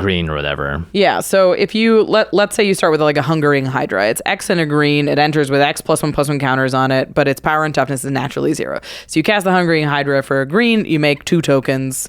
Great. You've paid 1 green, you put 6 power onto the board. That seems quite strong.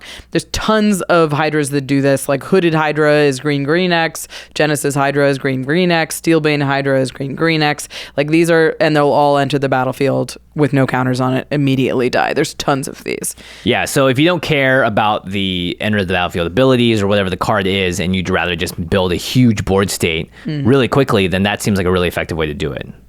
Yeah, the funny thing about that is then you can start bringing things. White is very good at bringing things back to the battlefield that have died this turn. Right. So I think this is where white comes in, is with something like a Luminous Broodmoth. Right, so whenever a creature you control without flying dies returns to the battlefield under its owner's control with a flying counter on it. So now you cast the Hungering Hydra for 0. It comes back though as a 0/0, so you're gonna need like a Great Henge type card to have it enter with some counters, right? No, so if you Polukranos, you've got your Ruin Engine, you cast it for 0, it dies, you make 2, it comes back with a flying counter, it dies, you make 2. Right. Okay, so now you've paid green and made 12 mana, right. or 12 power. So you don't actually care that it ever comes back as a creature that is alive. You just want to just use these cards to go whoop, whoop. Yeah, I think it's a Hydra token deck. I think that's actually really sweet. Throwing non-token Hydras straight to the bin. Yeah. And using cards like Luminous Broodmoth or using like Sun Titan to bring back a Hydra. And it's that's right, because it's X it green. dies immediately. Yeah. Ascend from Avernus. So funny in this X, deck. white, return all creature and planeswalkers with mana value X or less from your graveyard to the battlefield. So that's sweet. You just cast that, bring back 5 things, make 10 tokens immediately. If you have Luminous Broodmoth, you make 20 tokens or whatever. Yeah, that's actually really kind of crazy. So you definitely put in like token doublers. Right. This is definitely like an Anointed Procession or a Mondrak deck. I like Patch Up in this deck. Return up to 3 target creature cards with total mana value 3 or less from your graveyard to the battlefield. So you can get like 2 Hydras back, make 4. There's a lot of things like Othelm's Sigardian Outcast. He's the one that says 2 and tap, choose target creature card in your graveyard that was put there from the battlefield this turn. Return it to the battlefield tapped. It died again. I made 2 more Hydras. Eudora Grave Gardener is pretty funny because they'll die and come back as forests. Yeah. So you get some extra value out of it there. So you cast a Hydra, it dies, you get 2 tokens, and then it turns over and it's a forest now. Yeah, so I think if you are going that path, this is nuts. Now you have your Mondrak and Doubling Season and Noid Procession, and you're just making a ton. Yeah. And then your win con is like a mirror entity or some overrun or something that just, and you have so much reach and lifelink and half of them have lifelink, so you're like, if you can get your commander flipped over and you have 2 or 3 like 0-drop Hydras in your deck, you can create a board extremely quickly. Yeah, extremely quickly. All right, you are throwing your cards into the trash can for tokens, so we're gonna need a lot of card draw. Yeah, so Rumor Gatherer is whenever another creature enters the battlefield under your control, you scry 1, but if it's the second time it happens, you draw a card instead. Yeah, so it comes in, and you're going to be making a lot of creatures at the same time. Right, so play a Hydra for 0, it dies, you scry 1, it creates 2 tokens, you draw a card for the second one, and you scry 1 again. So that's just tons of value there. You can also do tribal draw cards, like Folk Hero. Commander creatures you control have, whenever you cast this spell that shares the creature type with this creature, draw a card. This ability only triggers once per turn. Seems fine. Yeah, Guardian Project, always good. Oh man, especially with the Luminous Broodmoth loop. Yep. It dies, it comes back, you draw another card because it's entering the battlefield. I really like Rite of Harmony in this deck. It's green and a white for an instant. Whenever a creature or enchantment enters the battlefield under your control this turn, draw a card. Oh, yeah. So it's an instant, but if you cast one Hydra, you draw 3 cards. Mm-hmm. Yeah, it's really good. Uvenwald Mystery, whenever a non-token creature you control dies, you investigate. And then you make 1/1 soldiers every time you sacrifice a clue, and that's pretty sweet too. Fecundity, whenever a creature dies, that controller may draw a card, the creature's controller. So that's just for everyone, but in your case, great. Yeah, your creatures will hypothetically be drawing a lot or dying a lot more than your opponents will. Yeah, so you're just trying to just like keep the Hydra train going. Yeah, chaining them together. I like Realm Walker, which is a Hydra, but also lets you keep churning through your deck with Hydras. This one was very funny, and I will be honest, I found it on EDHREC. I did not think of this at all, but it's Ecological Appreciation. Classic. X2 and a green for a sorcery. Search your library and graveyard for up to 4 creature cards with different names that have mana value X or less and reveal them.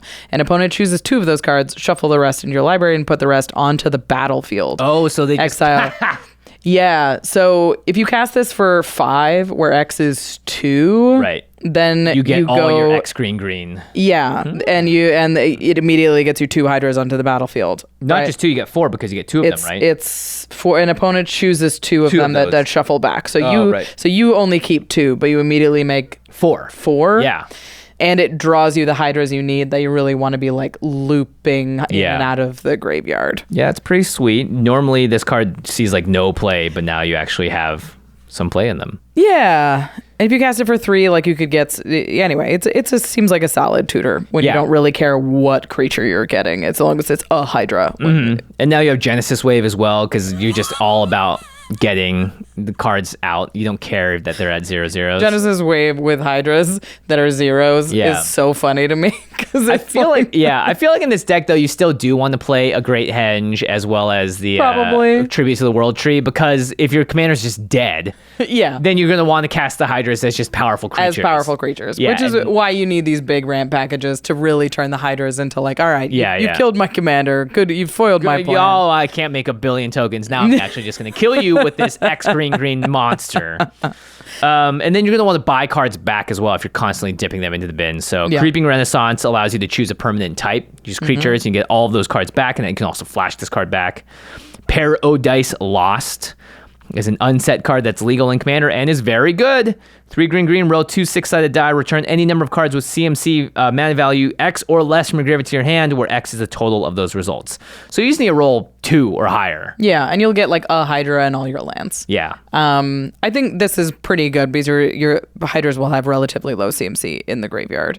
I like Dusk Till Dawn. And the Dusk part is a bit of a bummer because it does hit all of your tokens. I wish it was like power 3 or greater. Destroy greater. all creatures power 3 or greater. But the Dawn is very good. It's a sorcery that says return all creature cards with power 2 or less from your graveyard to your hand. All those 0/0s coming right back home. Yeah. So any way that you can get all of those Hydras back to your hand and keep this silly train going is pretty fun. Love that. All right. So that is Polukranos Reborn. Really reborn. Yeah, but born and born and born and born. Again, yeah. Yep. So I like that. I like that quite a bit.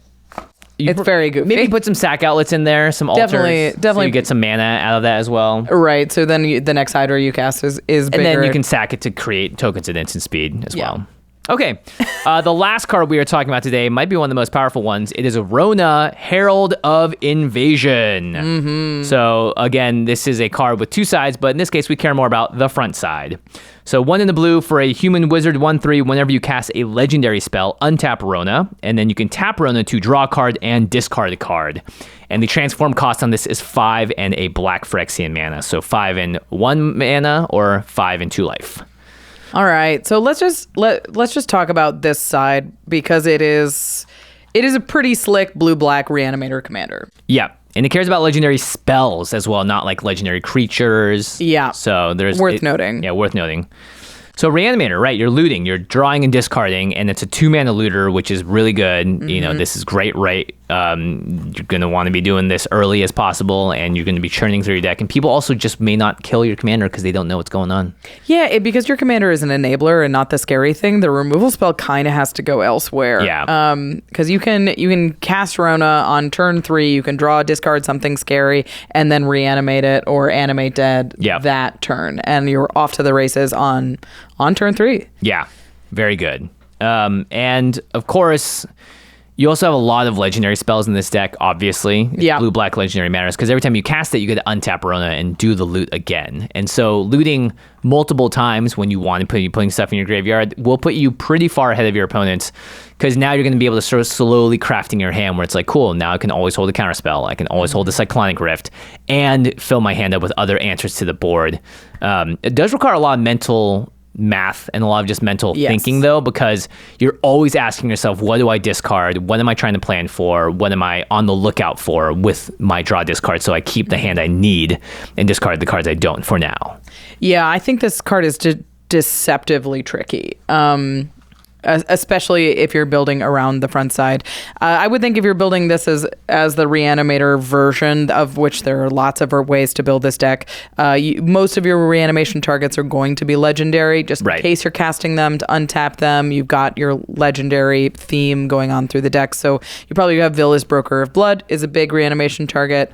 I've liked Lorcan Warlock Collector lately as a reanimation target. 5 black, 6/6 flying. Whenever a creature card is put into an opponent's graveyard from anywhere, you may pay life equal to its mana value, and then you get to put it onto the battlefield under your control, and it becomes a Warlock. So if you're playing like a control strategy, which with this in your command zone, you definitely could be, this seems like a great reanimation target. Someone incidentally mills a card too. You can grab it with Lorcan, which is pretty cool. It's so cool. Yeah. Nezahal is a great reanimation target in... good game winner right there. Yeah. It's also very good with reanimation enchantments, because you can blink it out and blink it back in, and it'll be on the battlefield. But it says whenever an opponent casts a non-creature spell, draw a card. Yeah, that's great. Really solid. It has protection on it. It gives you no maximum hand size. Gives you a ton of selection, which is what this deck is after. Yeah, and it's a finisher, much like Tromokratis, which is this giant kraken that has hexproof if it's attacking or blocking, and it can't be blocked unless every creature a defending player control blocks it. It's so obnoxious. I've never played against this card before, and it seems like such a nightmare. Yeah, because if you attack with one creature, that counts, right? Yeah, it can't be blocked unless all creatures defending player controls blocks it. So yeah, even if you swing out with one creature and have all the blockers in the world, it says if any creature that player controls doesn't block this creature, it can't be blocked. So this is just 8 damage every time, and it becomes hexproof when it attacks too. And in a reanimation shell, you're like, great, you killed it with all your blockers. I kill your 2 best things. I'll reanimate it and attack again next turn. Yeah, that's wild. Very obnoxious. Yeah. Now you're also discarding a lot, so there's a lot of synergies that go along here. There's madness cards like Shadowgrange Archfiend, that it's 2 in the black, pay 8 life when you madness it out, but you make everyone sack a creature with the greatest power, and then you just gain a bunch of life. Big Game Hunter is a classic. Discard it, cast it for black, blow something up, and kill a creature with 4 or greater. Yeah, Madness is just so good in this deck. Even something like Call to the Netherworld. This card is the best Madness card. Yeah, a return target black creature from your graveyard to your hand. Its Madness cost is 0, so it just cycles for the best creature in your graveyard. Yeah, early turns, you play Rona, you're drawing, discarding a creature, and then you Call to the Netherworld, discard it, cast it for free, get a creature back. Pretty sweet. Now you're actually gaining cards instead of losing them. Yeah, Muckdrub, especially if you're playing a reanimation spell, a deck, Muckdrub enters the battlefield, you changes the target of target spell that targets only a single creature to Muckdrub. Muckdrub! So if somebody's like, oh gosh, that's a very scary Tromokratis you have, I'm going to get it now. You're like, no, Muckdrub! Muckdrub! And then it looks at that poor, sad Muckdrubby little face. And it removes him. Yeah, that sucks. It's poor guy. It's 2 in a black is his madness cost. Obsessive Search is just a blue mana madness to draw a card. So again, this helps you get through the cards in your deck, and you are okay discarding it because you kind of replace itself with cantrips. Yep. Which is pretty good. And if you're discarding a lot of cards, let's make use of them. Containment Construct is a classic whenever you discard a card. Yeah. You may exile that card from your graveyard. If you do, you may play that card this turn. So you just do that for all your lands with Rona. So you pitch the land and then you play that land for turn. Or Oscar Rubbish Reclaimer, which is basically Containment Construct, but on a legendary human wizard. Yeah, so that'll untap your Rona as well when you get to be using it. It's pretty sweet. Okay, what about if you care more about the draw than the discard? Because we've talked a lot about now discarding and reanimating and madness and all that stuff. Oh, there's lots of ways to do that in blue. I think that makes this deck a little bit more blue than it is black, where we were talking about a little bit more black than it is blue. Min Wily Illusionist seems quite good. Whenever you draw your second card each turn, you make an illusion. It gets +1/+0 for each other illusion you control. And then whenever an illusion you control dies, you may put a permanent card with mana value less than or equal to that creature's power from your hand onto the battlefield. Could be a land. Could be a land, if you've got little stuff, or if you've really been working on your illusions, you could put something a little bit bigger into play, but you're really going to be sculpting your hand, so you have a lot of options here. Josh played Rona on the Game Nights episode recently, and he also played Alondra Sky Dreamer in it, which is super so good. So it's 2 blue. Whenever you draw your second card, you create a 2/2 blue Drake creature token with flying, but it also says whenever you draw your fifth card each turn, so again, you're untapping Rona, you're doing some other things. Alondra and the Drakes you control get +X until end of turn, where X is the number of cards in your hand. So this could just become the game winner at some point. You've been using Alondra all game, you have 5 Drakes. Now you have a turn where you're able to untap Rona a bunch of times, draw a bunch of cards, and all those Drakes now are like +7/+7. They get huge. So fast. Yeah, so 5 9/9s, that's going to kill someone out the gate. If you have Shieldred, the new one, the Apocalypse, every time you draw a card, you're just gaining life. Yeah, and your opponents are going to want to draw cards too, so they'll be losing life. Yeah, that's not good for them. If you've got a looter in the command zone, you definitely want Teferi's Ageless Insight effects. It says whenever you draw a card, draw 2 instead. That means your looting is now positive card draw. Yeah, very good. Unctus Grand Metatech, new card from Unctus. Other blue creatures you control have, whenever this creature becomes tapped, draw a card, then discard a card. So you basically get double the loot on Rona, as well as Unctus untapping when you play him. Yeah, also all of the cards that we've mentioned in this section are legendary, so they will untap Rona, so you can keep Teferi's Ageless Insight as well as legendary. Shieldred, Alondra, Min, all legendary. Bolas' Citadel, legendary. I'd like Bolas' Citadel in this deck because it's great.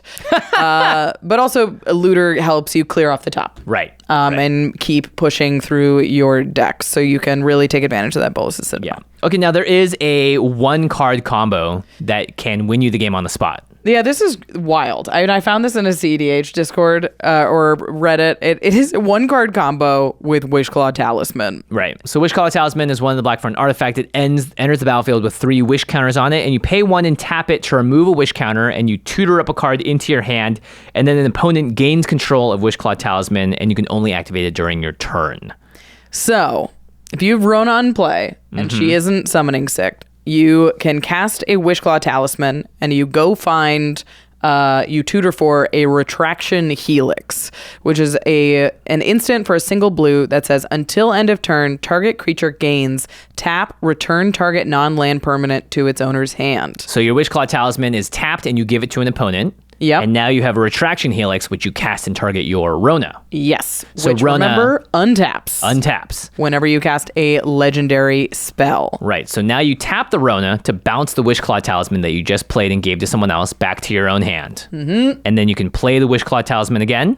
Yep. And then you're going to pay 1 and tap it. And now what are you searching out? This time you are looking for a legendary 0-drop, like a Mox Opal is going to be, or a Mox Amber. Mox Amber is the other one. Both legendary artifacts. Now, every time you cast a Mox Opal or a Mox Amber, you untap Rona. And your Rona has the Retraction Helix ability on it. So you can tap. So you play Mox Opal, untaps Rona, tap the Mox Opal or the Amber for a mana of any color. Yep, probably black. And then you use Rona's Retraction Helix ability to return the Opal to your hand or Amber to your hand. And that's the cycle. Replay it, untap. So Tap, now you have infinite mana. Mm-hmm. and in any number of colors, and you can use that to tutor infinitely with your Wishclaw Talisman. Right, so then you finally use the last Retraction Helix to return the Wishclaw Talisman to yourself. You have infinite mana, you can play it, tap it, get any card you want, and that has infinite mana with it. You can win the game with that. Figure out how to win. If you've got infinite mana and a single tutor, do it. Yeah, X black for Torment of Hailfire. We'll do it. There's lots of different things that you can do. Exsanguinate. Yep. We'll all do it. Yep. Cool. Pretty neat. I love that we get Retraction Helix in the mix here, I right? remember when that was a card from Theros, I think, or something, and it was like people were playing it in their Jeskai untap mana dork decks and stuff with, Kiora's followers and stuff, so that was pretty sweet. All right, let's talk about the backside of Rona. This is Rona Tolarian Obliterator. Notably completely different from the front side. And you may never want to flip it, ever. It's a 5/5 with trample. Whenever a source deals damage to Rona, that source's controller exiles a card from their hand at random. And if it's a land card, you can put it onto the battlefield under your control, or you can just cast it without paying its a mana cost if it's not a land card. So basically, you attack with Rona as a 5/5. They don't want to block it, because if they do, they're going to exile some stuff. And you may be able to get it for free from their hand, right? That source's controller exiles a card from the... Yep. So, and it goes under your control. But likely if you're building around the backside of this, you're just going to be dealing some damage. Yeah, I mean, this is a sweet 5/5, and you can deal the damage yourself because you can now exile the cards from your hand and cast them onto the battlefield. Yeah, so I think if you're making a choice here. You're either building around the front of Rona, which is this sort of very powerful, control-y, blue-black reanimator madness thing, or you're building around the backside, which is a little bit more glass cannon, certainly more expensive, that's trying to kind of ping Rona to cast big stuff. Yeah, so you have a hand of like a giant 12-drop and a couple of lands. You're going to play Kumbaj Witches. Yeah. And tap it to deal 1 damage to any target and any 1 damage to a target of an opponent's choice. So you can just choose Rona and your opponent will do something else. Yep. And then blam, you shuffle your hand, you exile a card at random. If it's a land, you play it. If it's your 12-drop, you play it. Yep. Staff of Nin is a great thing to put into play with Rona. It says at the beginning of your upkeep, draw a card. Oh, yeah. It also pings, so... Pretty good. It's a 6-drop artifact. Yeah, Prodigal Sorcerer Classic. does the same thing. Endbringer, another great card to put out with Rona's other side. You can tap to ping. It also untaps during each untap step, so you get to do it every turn. Yeah. Boom. And you can also just play colorless colors, tap, draw a card. You can also pay colors, tap to make creatures not be able to attack or block. So pretty sweet. Rona is much better because when you're pinging it, because no one's going to ever block this thing. Right, yeah. They don't want to lose cards out of their hand. Pestilence or Thrashing Wumpus or even Crypt Rats. All of these are ways to deal damage to each creature and each player, including Rona. So you have to be a little careful. Not Pestilence to will kill your Prodigal her. Sorcerer and your Crypt Rats as well. You have to be careful there, but these are good ways to repeatedly damage Rona in a single turn. Yeah. So what kind of cards are you putting in this deck to make sure that you're not whiffing all the time? Because it would suck to do all this work and then you play a 1-drop. Yeah, I think this deck definitely wants a lot of modal spells. You want to cut down on the number of lands that are in your hand. So Seagate Restoration seems quite good. Yeah. Because if you hit it, you draw cards equal to the number of cards in your hand, and you don't put a land in play. You won't put a land in play, yeah. Ugin the Spirit Dragon, That's Omniscience. These are all, again, if you're playing huge spells, you're going to want to have these cards in your deck so that you just naturally get to Omniscience mana. Yep. Or you're cheating it out, and then you can Expropriate, Aminatu's Augury. Just go nuts. Yeah. Repay in Kind is a real fun, big 9-drop sorcery that makes... 7. No, so God, I think I called it 9 last time. 7-drop. 9. Each player's life Did total 7. becomes the lowest life total among all players. That's sweet. Which is cool. Especially, I like Repaying Kind if you're like, your playgroup tends to gang up on you a little bit, and you can be like, haha, join me. Welcome to the low end of the spectrum. I like that a lot. I also like Hand Sculptors, just like other ways to make sure that your hand has exactly what it needs when Rona gets pinged. Right. So we've talked about scroll rack being a big way to get some little things out of your hand and put it on top. Brainstorm, a classic. Brainstone, all do the same thing. I found this card, and I think it's actually quite good in this deck. Yeah. It's Ill-Gotten Gains. It's 2 black for a sorcery. First thing you do is exile Ill-Gotten Gains. Get it out of there. Never play that thing again. Each player discards his or her hand, then returns up to 3 cards from his or her graveyard to his or her hand. Wow. This is why they replaced his or her with just there, by the way, one of the reasons. Because it's just like reading this with his or her 5 More times. inclusive and less messy. Way less messy, yeah. So that's cool because you may have, from the front side of Rona, discarded you're like, why are you discarding Expropriate? Weird. What could be happening? With your Kumbaj Witches. You exile Ill-Gotten Gains and you get Expropriate, Omnath's Augury, Omniscience back into your hand. Can't miss. Yeah, can't miss. It's like that Ultimatum, the green, blue, black one. Yeah. Where it's like there's just, you basically find cards and your opponent chooses one of them you can't cast. Yeah. But the other 2 are so good, it doesn't really matter. Usually one tutors for the other. It's all a mess. There's no way to win. Yeah. So Ill-Gotten Gains seems really sweet in this deck. Other looters seem good, like Jace Vryn's Prodigy, just being like, I definitely don't want to cheat that into play, so I'll pitch it. I even like discard outlets in a deck like this. Just to get them out of your hands. Yeah, if you're like, I really need to hit this card, something like a Scourge Familiar is discard a card, add black to your mana pool. That's nice. So you can turn your cards into mana and then make sure you're cheating a big thing out. Mm-hmm. Nice. Ghostly Pilferer is a nice little discard outlet as well when you're in blue. Plus, whenever an opponent casts a spell from anywhere other than their hand, draw a card. A lot of exile effects. We've been doing that a lot lately. A lot. I think this card's cracked, and if you don't have enough copies of Ghostly Pilferer, you should get them. Yeah, I like that. Trade routes, you can pay 1 mana, discard a land card, draw a card. So you can just get those lands out if you really want to make sure you don't hit that. That's pretty sweet. Maybe you're playing some untappers in this deck too, because it helps both the pingers as well as the front side of Rona. Yeah, I think you're probably playing some untappers. I think you're probably playing some give a haste to activated abilities.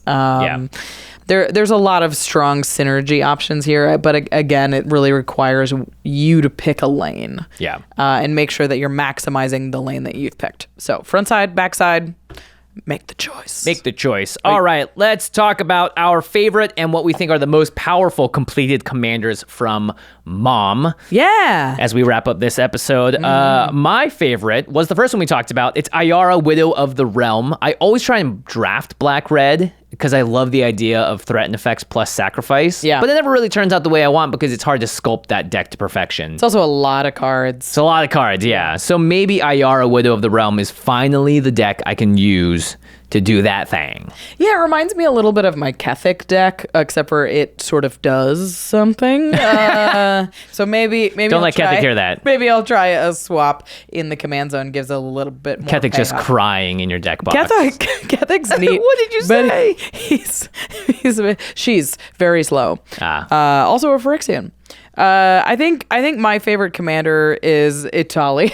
Yeah. Primal Conqueror. I love the idea of a Gruul Blink deck.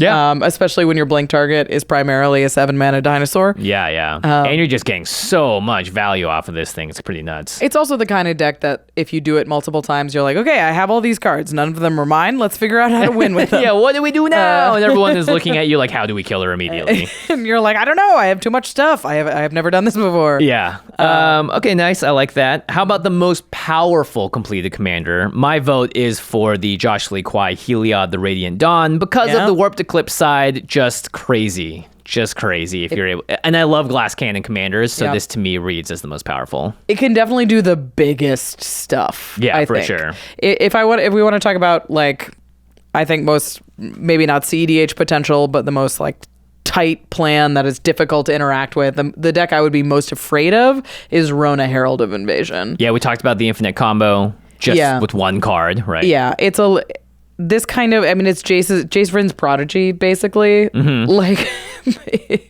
but it untaps itself when Yeah. you do like very little things. So I think I would be the most nervous if that one was in the command zone across from me, because I'm not really sure what it's gonna come out. Yeah, and the other side of it is terrifying if you're just casting Expropriate with a single pinger or whatever. Right. I think this is the kind of blue-black deck that I would be like, tell me more about what's about to happen to us. Or I'll kill Rona on sight. Yeah, we won't let this little 1/3 survive. Very nice. All right, well, that's going to wrap it up for our set review. But as always, to the listeners, what do you think about the March of the Machine completed commanders? What do you think about March of the Machine in general? It's been quite the set with a lot of cards to talk about. If you're planning on building any of these completed commanders, let us know. If you have any synergies or crazy combos that we didn't talk about today, but you want the world to know, the comment section is there for you. Come tell us about So use it. And of course, you want to pick up these cards, you want to buy these cards, you want to put them into your decks, go to cardkingdom.com/command. That is the source for all of your Magic singles, sealed product, and more. We have Lord of the Rings coming up. Oh my God. You know for a fact that I'm going to be buying some collecty boosties because I'm going to open that one ring. You're going to watch it happen. I'm going to do it. But the only way I'm going to do it is by going to cardkingdom.com/command and buying the collector booster so that I can have it to crack and find the ring. I'm being tempted, even though it doesn't exist yet. I'm being tempted by it, Rachel. I love the idea that Gollum found the one ring in a booster pack. Yeah, they were fishing for booster packs when he found it.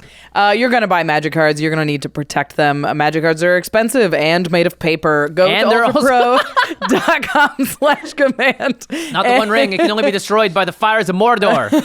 Well, good thing Ultra Pro has very good sleeves. ultrapro.com/command to pick up the sleeves, deck boxes, play mats, binders, deck dividers, dice that you need to keep your collection safe and organized and pretty.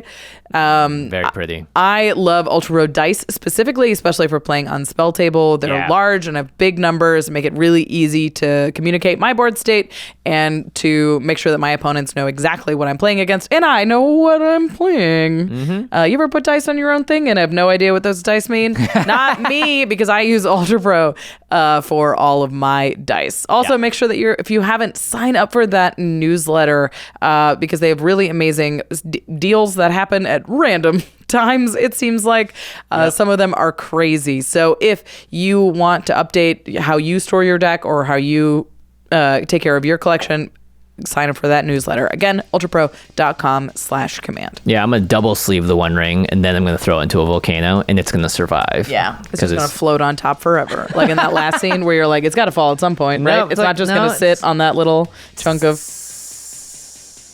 It'll be great. Thank you, Ultra Pro. All right. We're going to say thank you to our amazing team here at the Command Zone. Thank you to Damon Lentz, Arthur Metagraph, Lady Danger, Manson Lung, Craig Blanchett, Josh Murphy, Jake Boss, Jordan Pridgeon, Sam Waldo, Gaurav Galati, Jamie Black, Mitch Trafford, Evan Limburger, Gabriel Pozos, Megan Yip, Eric Lem, and...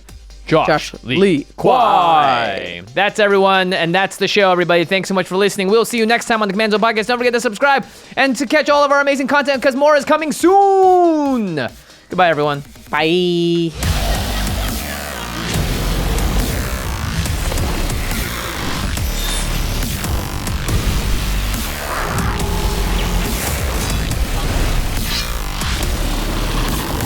Thank you for your attention.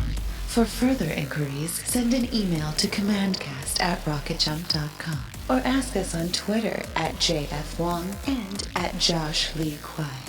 See you later, alligator. Greetings, humans.